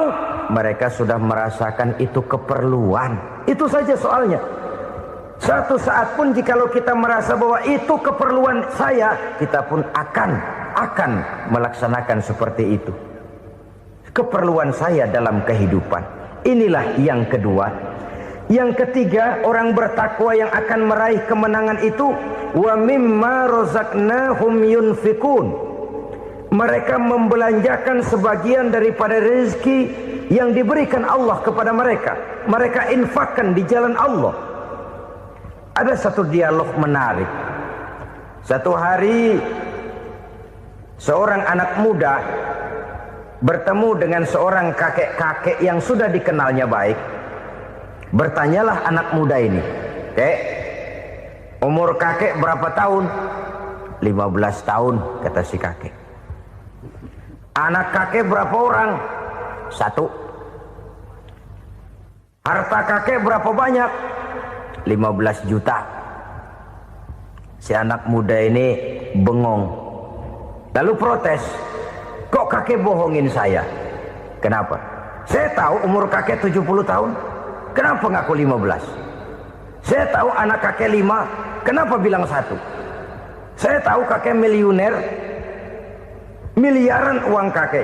Kenapa ngaku cuma 15 juta? Begini, kata si kakek tadi. Benar, umur saya 70 tahun. Tapi dari umur yang 70 tahun itu baru 15 tahun terakhir ini saya merasakan ibadah kepada Allah. Meninggalkan maksiat, jauh dari segala macam munkarat. Maka yang 15 tahun inilah yang benar-benar saya rasakan sebagai umur saya. Benar anak saya 5, tapi yang 4 susah diatur. Cuman 1 rasanya nih yang bakal jadi si buah hati, belahan jantung, pelanjut cerita penerus sejarah. Cuma 1 ini yang saya harapkan, yang akan jadi anak soleh, yang akan membuat saya menerima pensiunan pahala. Kalau yang 4 apek dah, nggak ada harapan. Yang 1 nyekek botol mulu. Oh begitu, iya. Lalu kenapa kakek bilang harta kakek cuma 15 juta padahal saya tahu kakek uangnya miliaran, depositonya banyak? Ya karena 15 juta itulah yang saya ingat yang pernah saya belanjakan di jalan Allah. Saya merasa itulah harta saya yang sebenarnya. Yang miliaran yang saya simpan di bank kelak, kalau satu saat saya mati, akan jadi rebutan di antara anak-anak saya. Iya kalau anak saya soleh kayak yang 1 ini. Kalau yang 4 tadi udah tulen dia bakal berantem dah berebut tuh. Jadi 15 juta yang saya belanjakan di jalan Allah inilah yang saya merasakan benar-benar harta saya yang sesungguhnya. Dialog ini patut menjadi bahan renungan kita bersama. Diberikan kita umur 40, 50, 60, 70, 80. Berapa tahun dari umur yang diberikan itu yang jalan mulus, yang kita gunakan untuk melaksanakan ibadah? Banyak harta kita simpan di bank, di lemari, di dompet, di tas. Tapi berapa yang sudah kita depositokan di jalan Allah yang akan menemani kita di hari kita kembali nanti?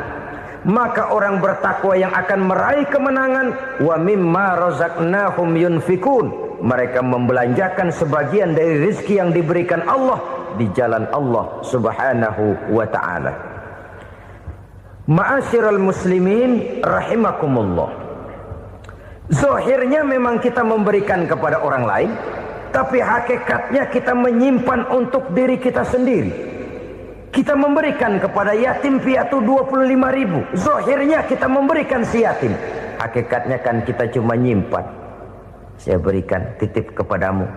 Ini untuk saya di akhirat. Kau boleh belikan baju, kau boleh belikan untukmu makan, kau boleh bayarkan sekolahmu. Ini untuk saya, hakikatnya. Kita nyumbang masjid 1 juta. Zahirnya kita berikan kepada panitia masjid, tapi hakikatnya kan cuma titip. Titip 1 juta ya untuk saya di alam kubur nanti. Silakan kau boleh belikan semen, ini uang, belikan besi, belikan pasir. Saya cuma sekedar titip untuk kepentingan saya. Hakikatnya kita cuma sekedar menitip.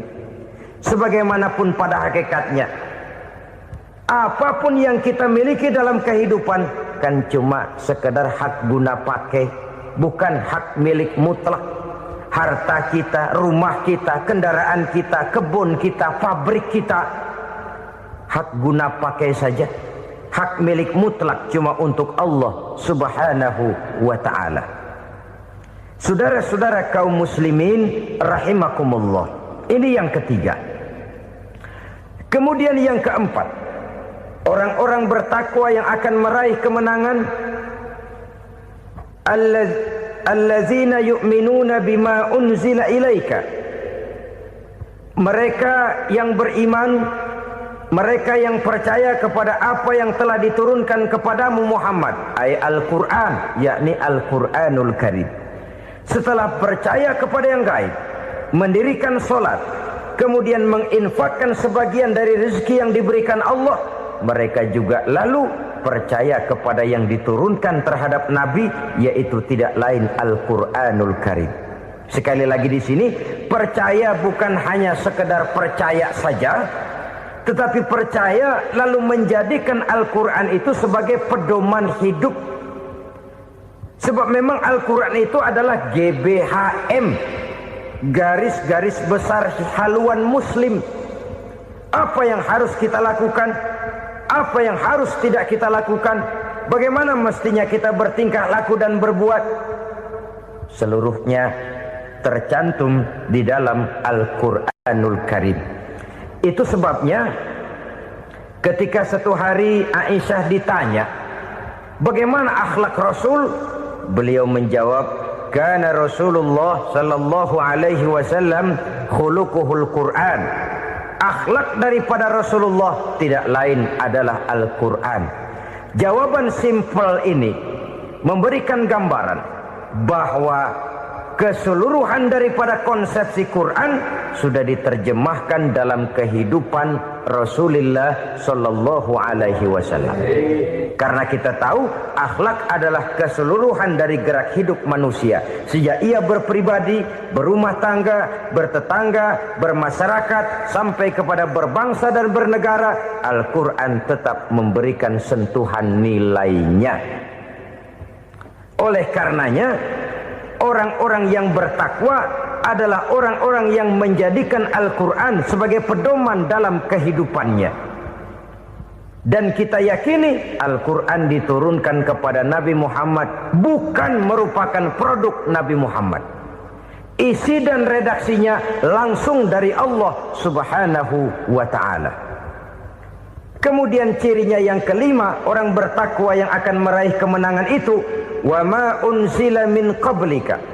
Tidak hanya sekedar percaya kepada yang diturunkan terhadap Nabi Muhammad, yaitu Al-Quran, mereka juga percaya kepada apa yang pernah diturunkan kepada para nabi, kepada para rasul sebelum Nabi Muhammad.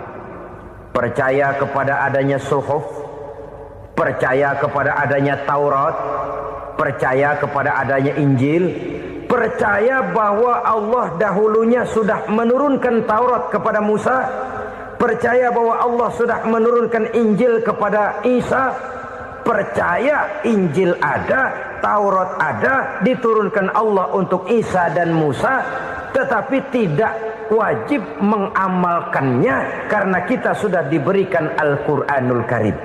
Ini yang perlu saya garis bawahi. Kita percaya Allah telah menurunkan Injil dahulu kepada Isa. Kita percaya bahwa Allah telah menurunkan Taurat dahulunya kepada Nabi Musa. Kadang-kadang ini dijadikan dalih, dikacaukan pengertiannya.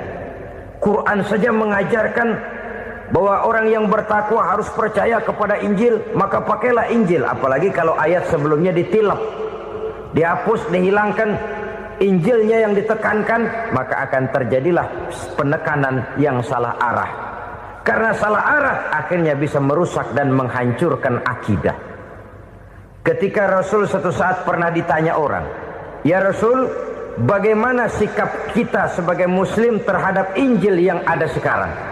Beliau menjawab, "La tukadzibuhu jami'an wa la tusaddiquhu jami'an."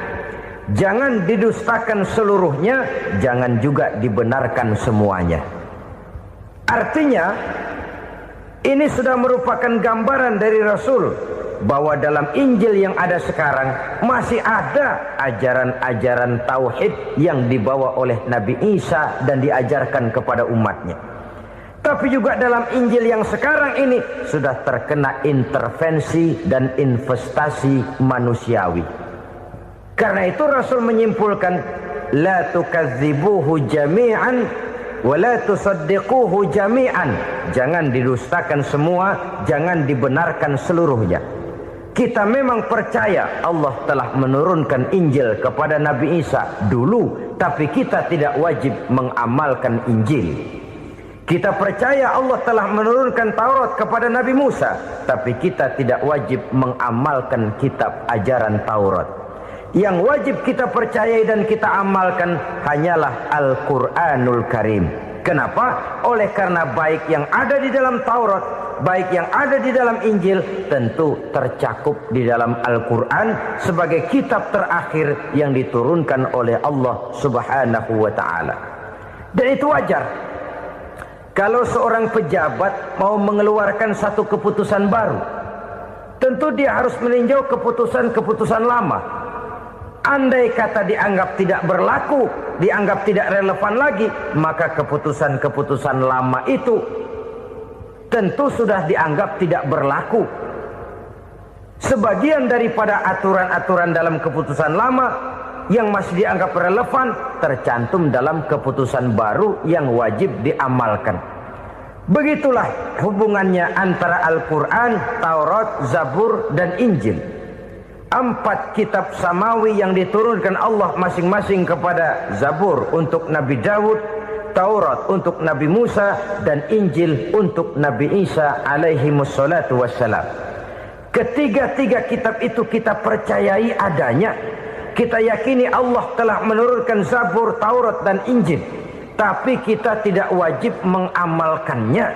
Yang wajib kita mengamalkannya sekarang ini tidak lain hanyalah Al-Quranul Karim saja. Karena ia mencakup apa yang ada di dalam Zabur, apa yang ada di dalam Taurat, dan apa yang ada di dalam Injil. Keotentikannya bisa dipertanggungjawabkan.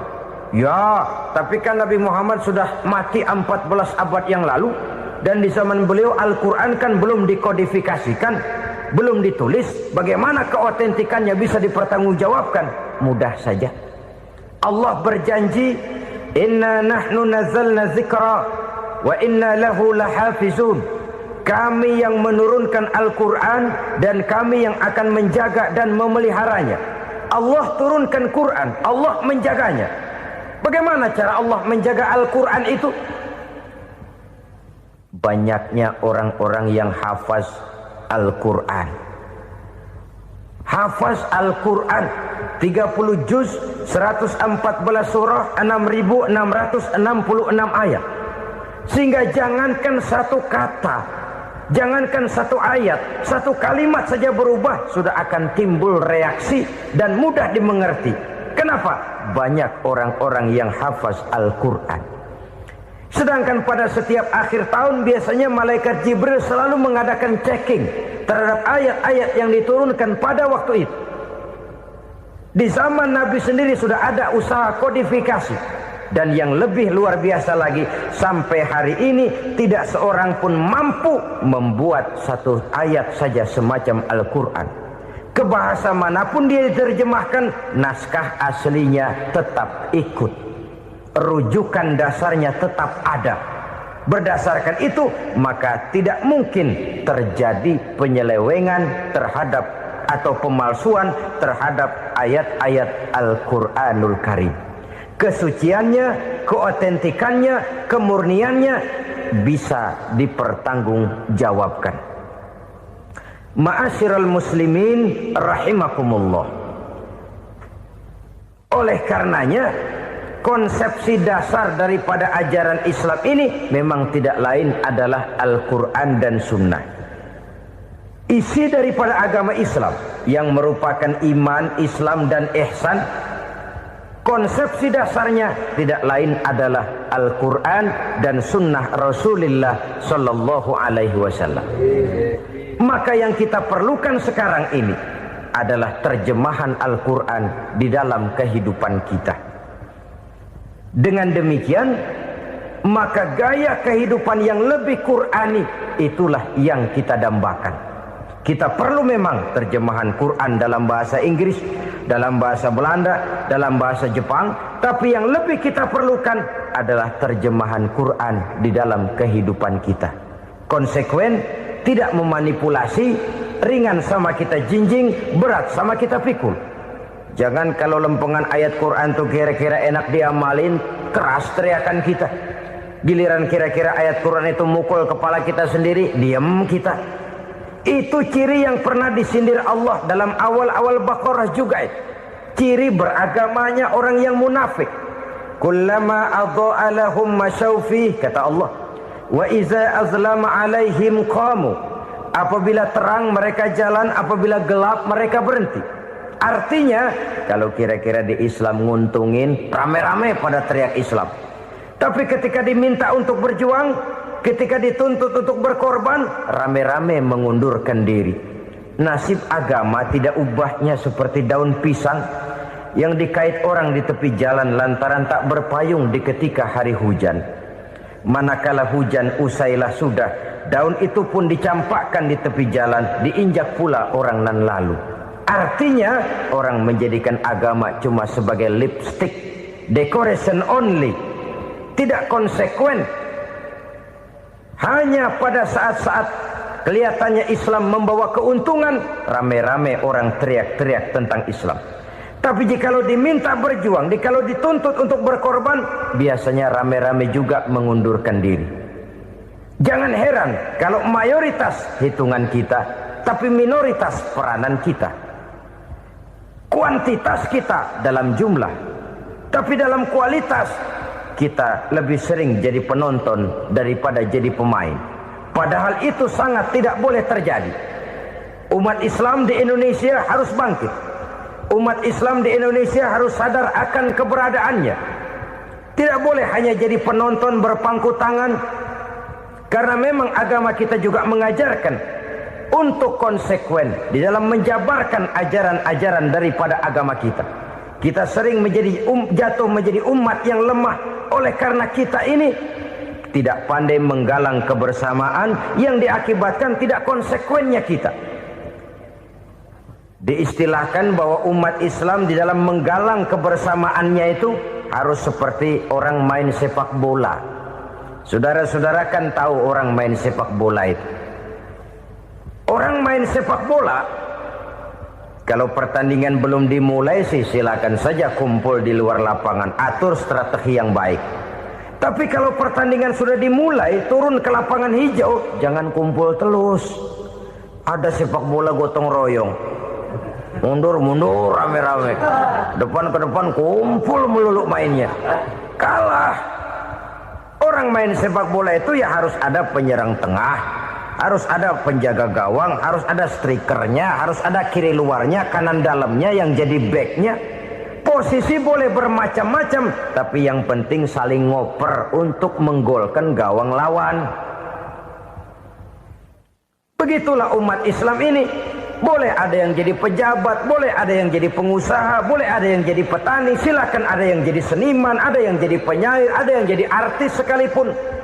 Tapi kalau sudah berhasil menguasai bola, jangan lupa operannya. Operan itu yang langka. Kita ini muslim kadang-kadang kalau sudah memegang menguasai bola, kalau belum mau mampus, belum mau ngoper. Nanti kalau sudah nggak punya bola, baru mau ngoper. Kalau sudah dengar-dengar mau dekat pensiun, baru mau jihad, baru mau berjuang, baru mau ngurus pesantren. Tanda tangan sudah tidak laku, memo sudah tidak dihargai, baru mau berjuang. Kemarin kemana mas?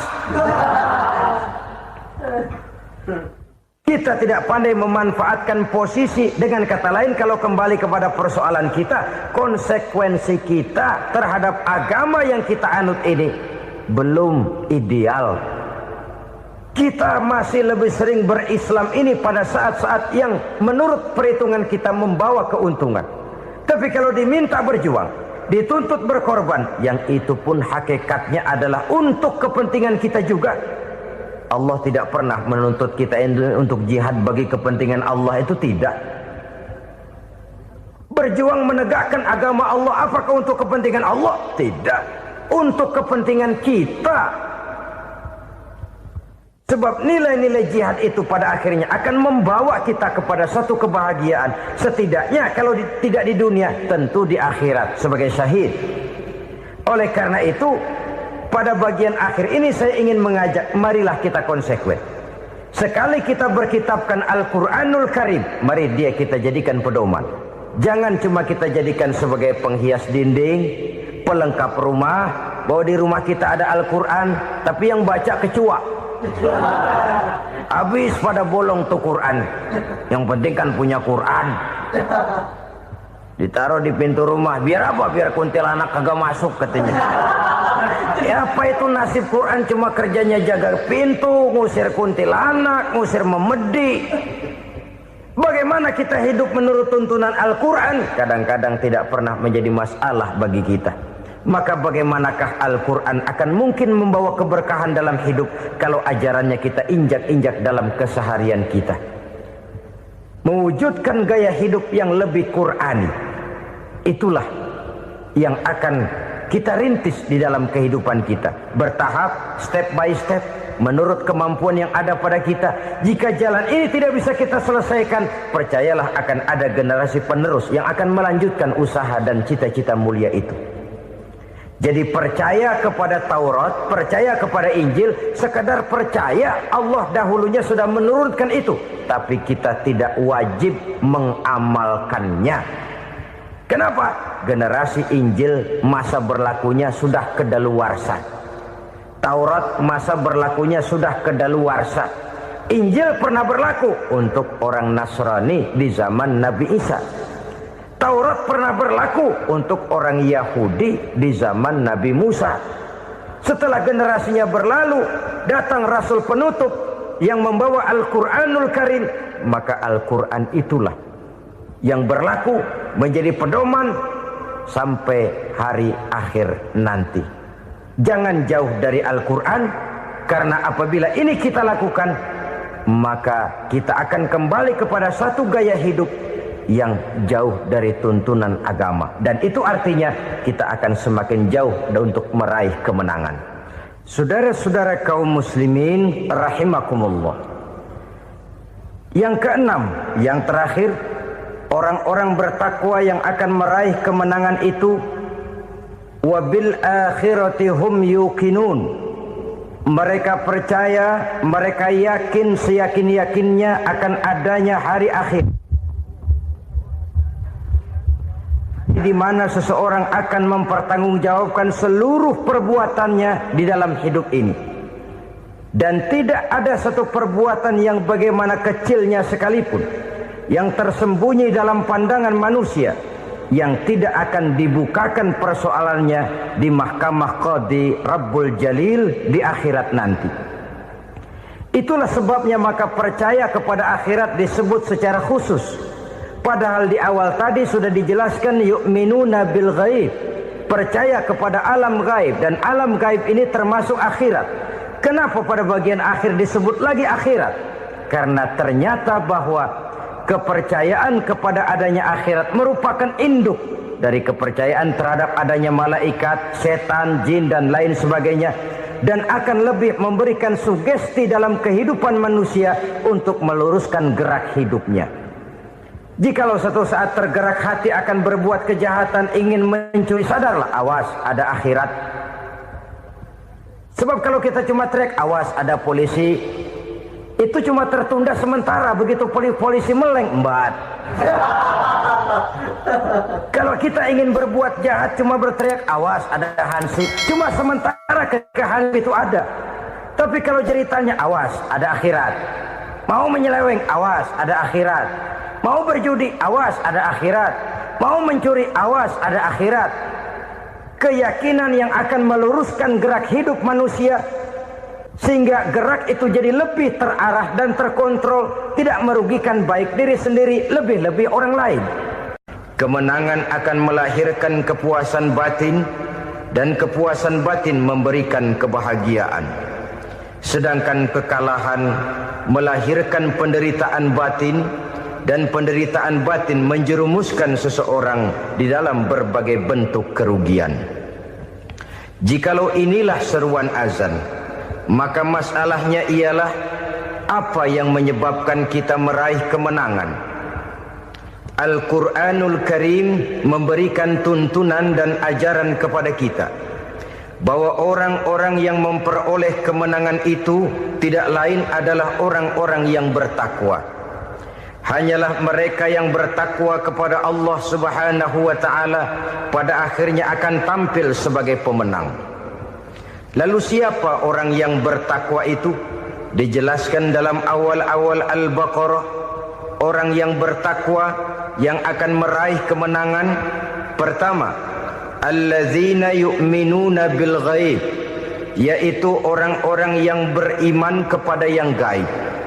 Percaya bahwa ada alam yang gaib, alam yang abstrak, alam yang tidak bisa dijangkau oleh salah satu daripada panca indera kita. Mereka percaya dan beriman kepada adanya malaikat, beriman kepada adanya iblis dan jin, beriman kepada adanya alam kubur, beriman kepada adanya alam mahsyar, beriman kepada adanya alam akhirat, beriman kepada adanya surga dan neraka. Beriman bukan cuma sekedar beriman dalam ucapan bibir saja, tetapi beriman yang nilai iman itu mampu mewarnai gerak dan gaya hidupnya. Iman yang meresap sampai ke tulang sumsum, kemudian memberikan dampak positif di dalam kehidupan manusia. Alam, kita tahu, adalah sesuatu yang selain Allah, dan Allah bukanlah alam. Apapun namanya selain daripada Allah, itu adalah alam. Alam pada hakikatnya terbagi menjadi dua. Ada alam syahadah, alam nyata, alam konkret, alam yang bisa dijangkau oleh salah satu indera kita. Kemudian ada alam ghaib, alam yang tidak bisa dijangkau oleh panca indera kita, alam metafisika, alam abstrak, alam yang wajib kita imani keberadaannya. Kita percaya bahwa malaikat itu ada, kita percaya kepada jin, bahwa jin itu ada, kita percaya kepada adanya iblis dan setan. Bukan percaya kepada iblis dan setannya, percaya bahwa iblis dan setan itu ada. Itu termasuk salah satu daripada sifat orang yang bertakwa kepada Allah. Saudara-saudara kaum muslimin rahimakumullah, kecenderungan pembangunan yang lebih bersifat materialistis biasanya menggeser aspek kehidupan rohani. Orang berpikir empiri, dan dalam pola pikir yang demikian, maka alam gaib tidak lagi mendapat perhatian.